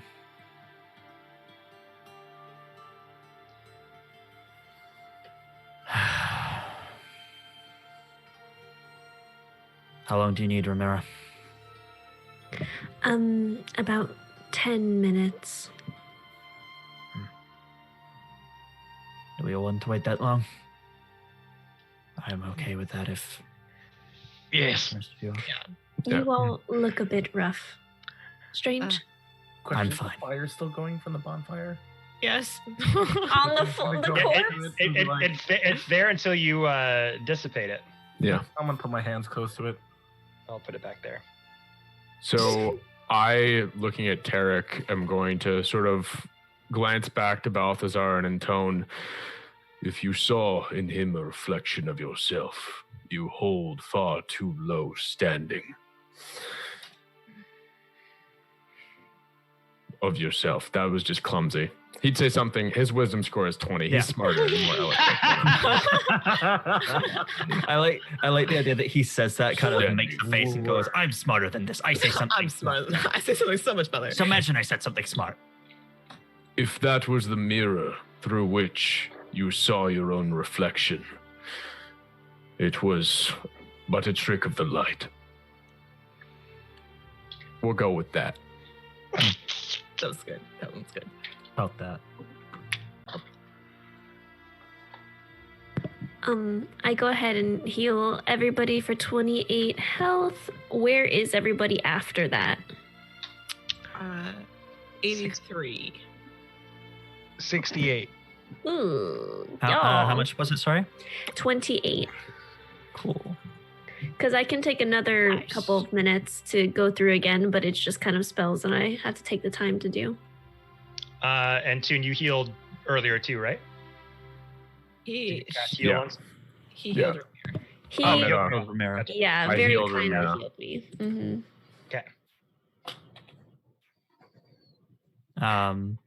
Yeah, Tarek will kind of just take a minute.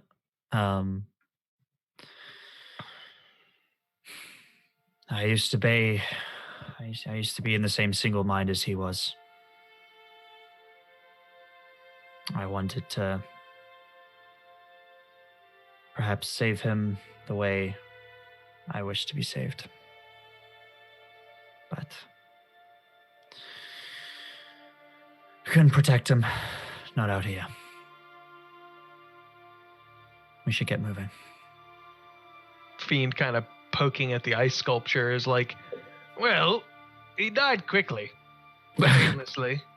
I'm Farrell's gonna make a medicine check to make sure that he is dead and not latently storing magical energy to become more There's stronger. nobody. That we could possibly Stop imagine.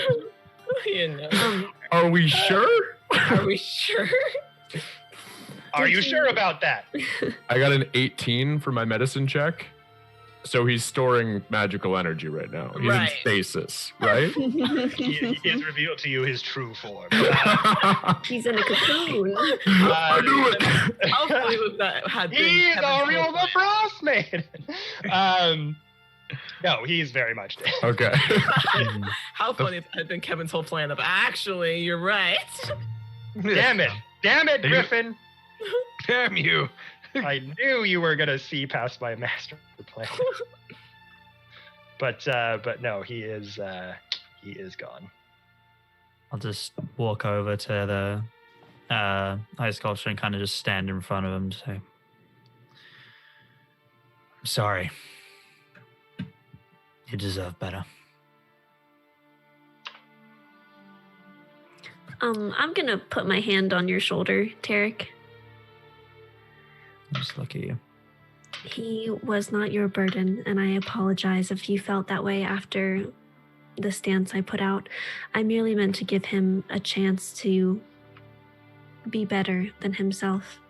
And if that's what he came to a conclusion with today, ending as he did, at least it wasn't out of cowardice.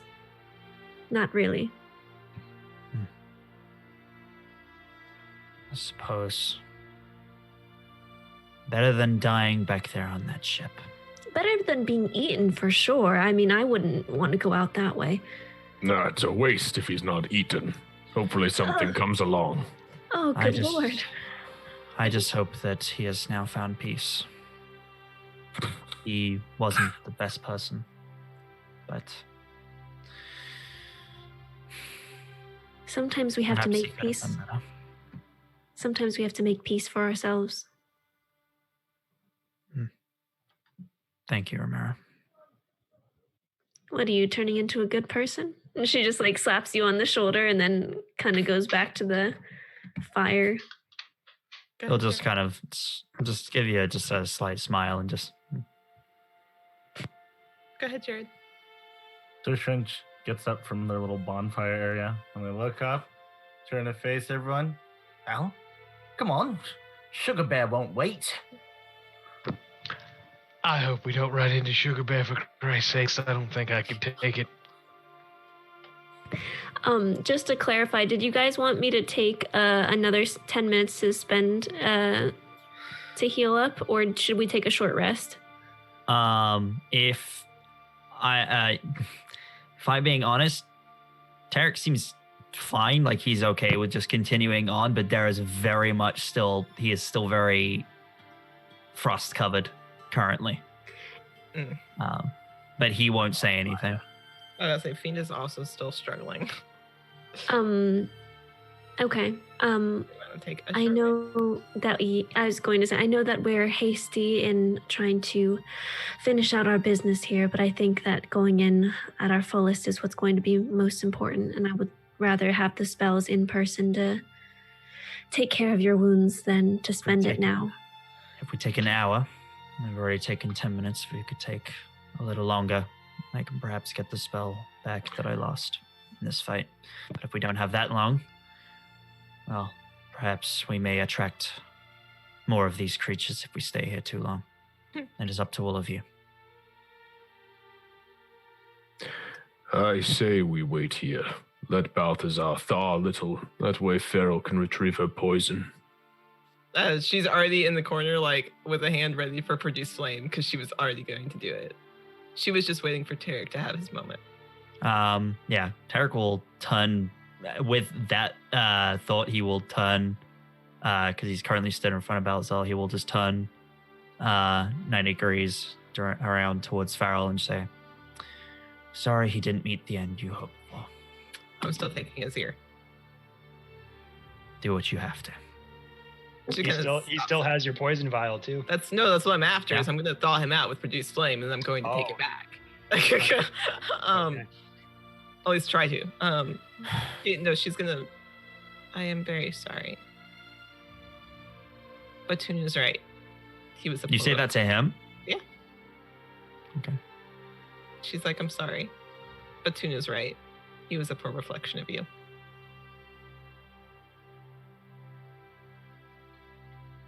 And then she'll go and cast Produce Flame as a cantrip and start thawing him out at least somewhat. Okay. While So they rest there. you start the cantrip. He is very much encased in ice. She's gonna use it like almost like a blowtorch on her hand. It will take some time. That's fine. I'm gonna use my short rest to do but that. I'll go over to Ramira. At some point, she's gonna kind of pull Toon aside, and in true Ramira fashion, kind of just like hook his arm with her arm. Thank you for taking care of me. I want you to know that regardless of our disagreements and outlooks on life, I will protect you no matter what. I imagine that's funny coming from such a small person to such a large man. Your size has nothing to do with your strength of spirit. And he tousles her hair with his trunk a little bit, and he sort of glances over to Fiend while he says, and think nothing of our disagreement. Family fights. That word keeps being used quite a lot, and I don't know that I understand it just yet. Well, I think in our travels, We shall make our own meaning. I would like that. She squeezes his arm. He'll stay there in like calm repose, sort of near her, while we sort of have our rest. I don't know what that is. He's gonna relax next to her. Okay, I was like, is that a spell? Question mark. He casts calm repose. Something repose, right? Oh my gosh. roll a d20.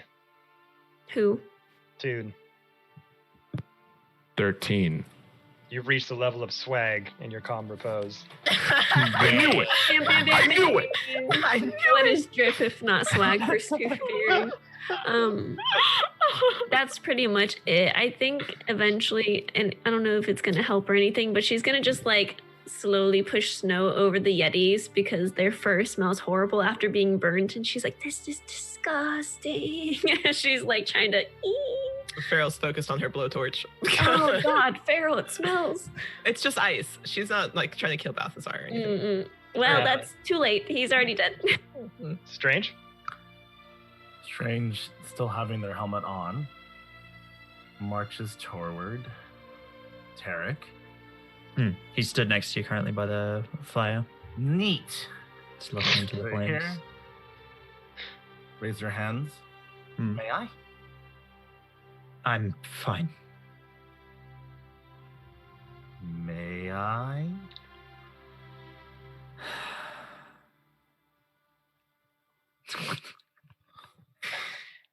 If you must.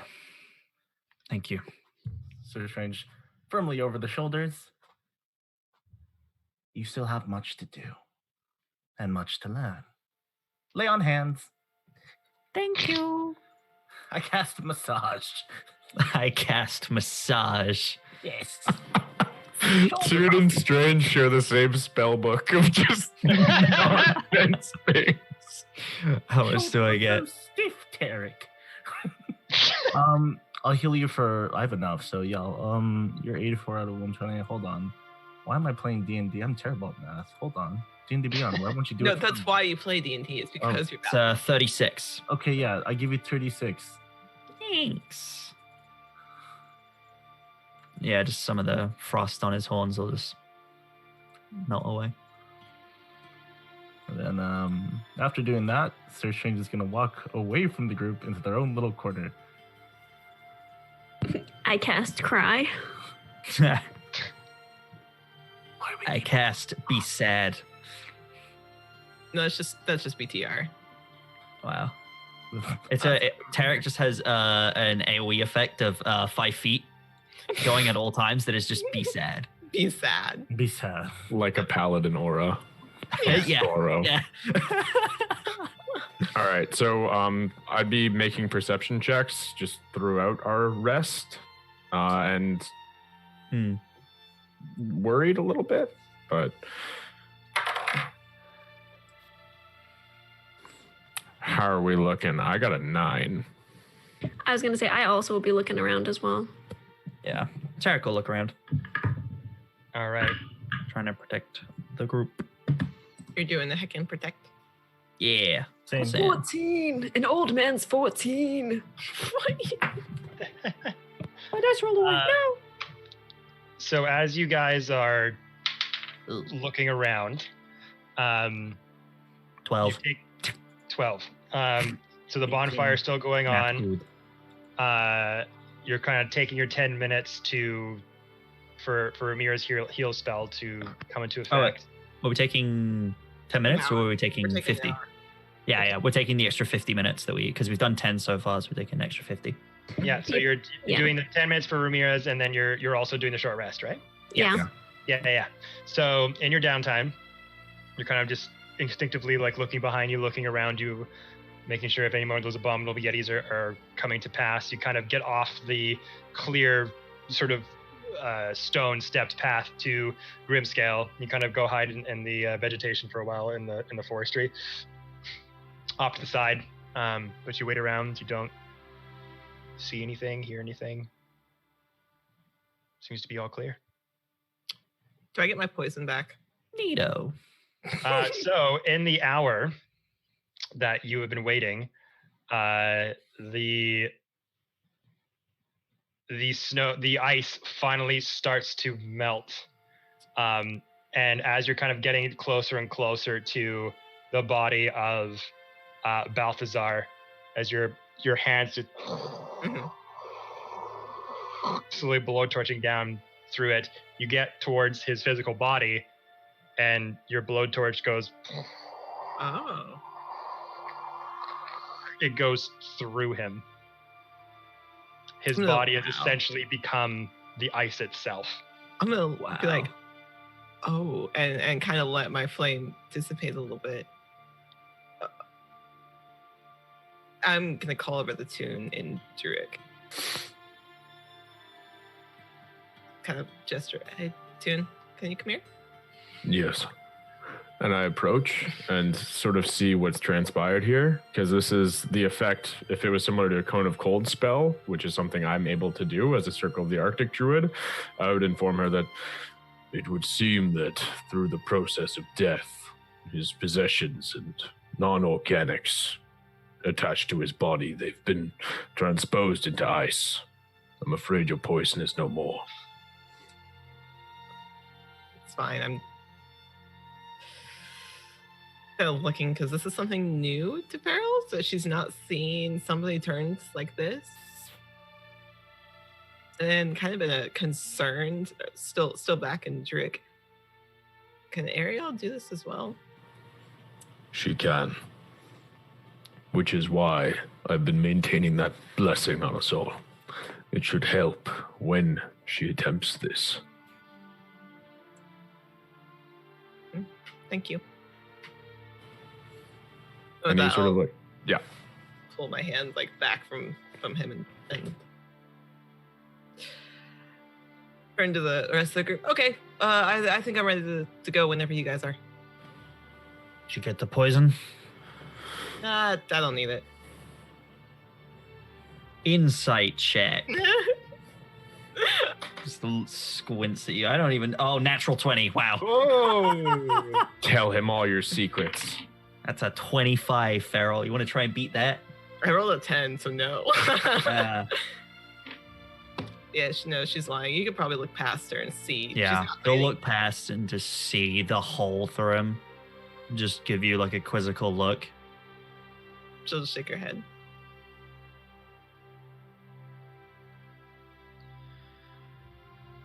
Well, sorry you didn't get to poison him.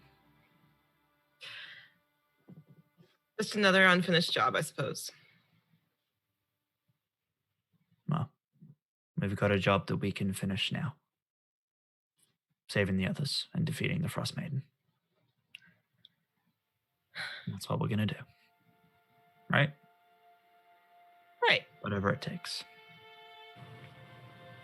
Whatever it takes. Sugar Bear. Sugar Bear. I am Groot. What?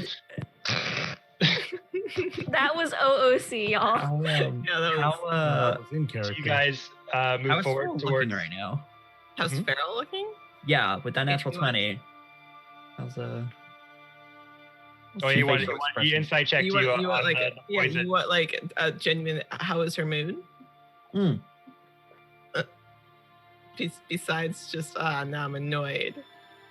Because this most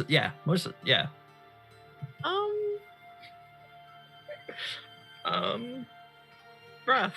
She's looking rough. Looks like she's struggling. But yeah.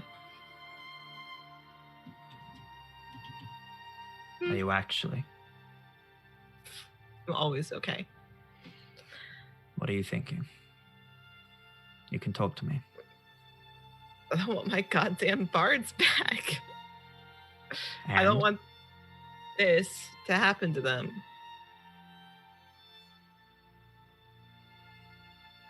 I know.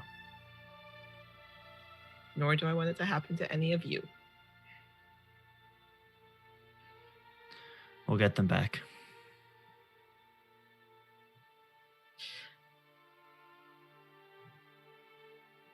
Can I pull Tarek off to the side for a second? Like, she's actually going to grab his wrist and pull him off to the side for a second. Yeah.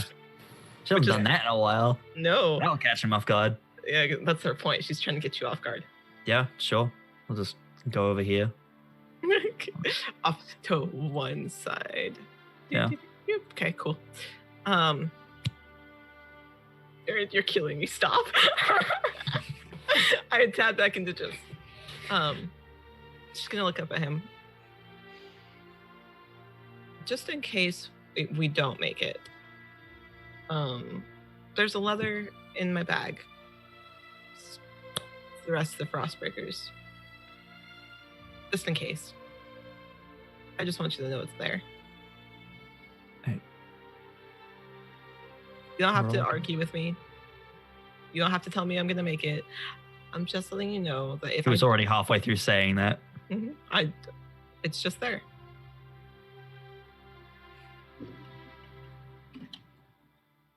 Hey. That's it.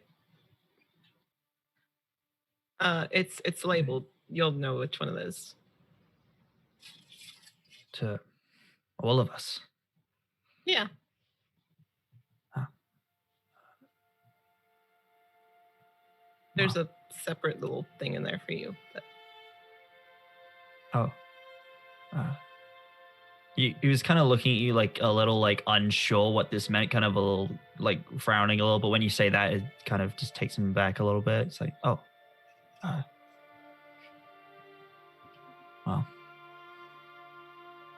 I hope I don't have to read it. Just know it's there.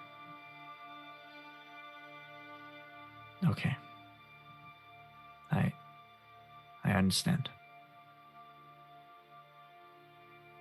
Listen, I'm sorry. I know you're sick of hearing that from me, as I keep making mistakes. But just know I'm doing my best to right them. Doing my best to be what everyone seems to want me to be this leader. I am trying. And I hope you know that. I know. I'm going to try and keep everyone alive.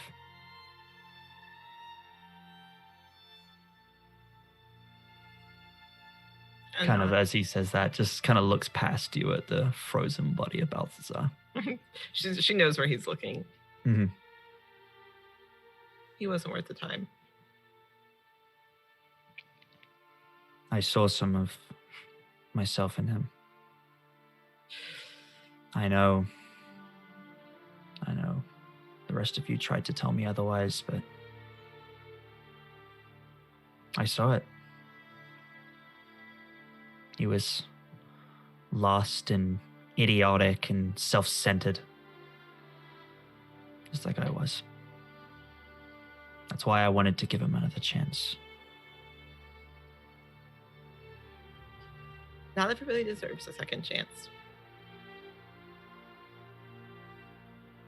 Do I? Yeah.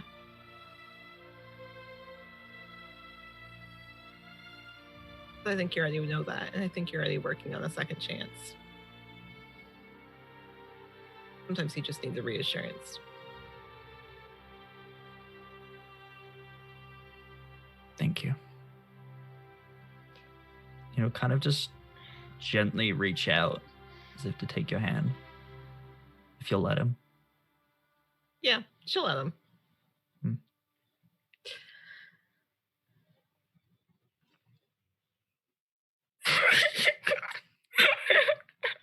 You guys are the worst. Oh God. No, she'll let him, but she'll kind of look past him a little, and back over her shoulder at Balthazar, and I'm sorry. For what? You have nothing to be sorry for.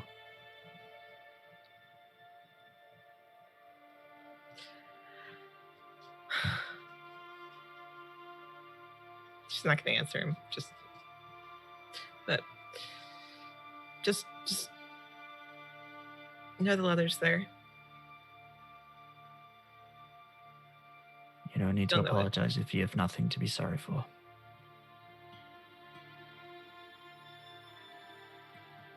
But thank you for letting me know.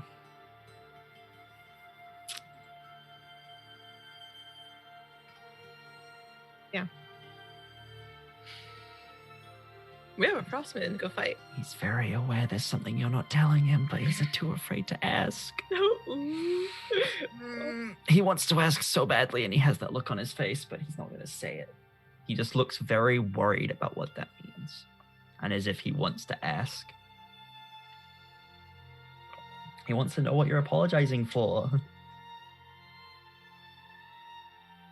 Okay. All right. So, going towards Grimscale. Going towards Grimscale. All right. I used to always forget this. I pick up my knife that I threw, Good call. Good Yeah. call. then go into Grimscale. All right.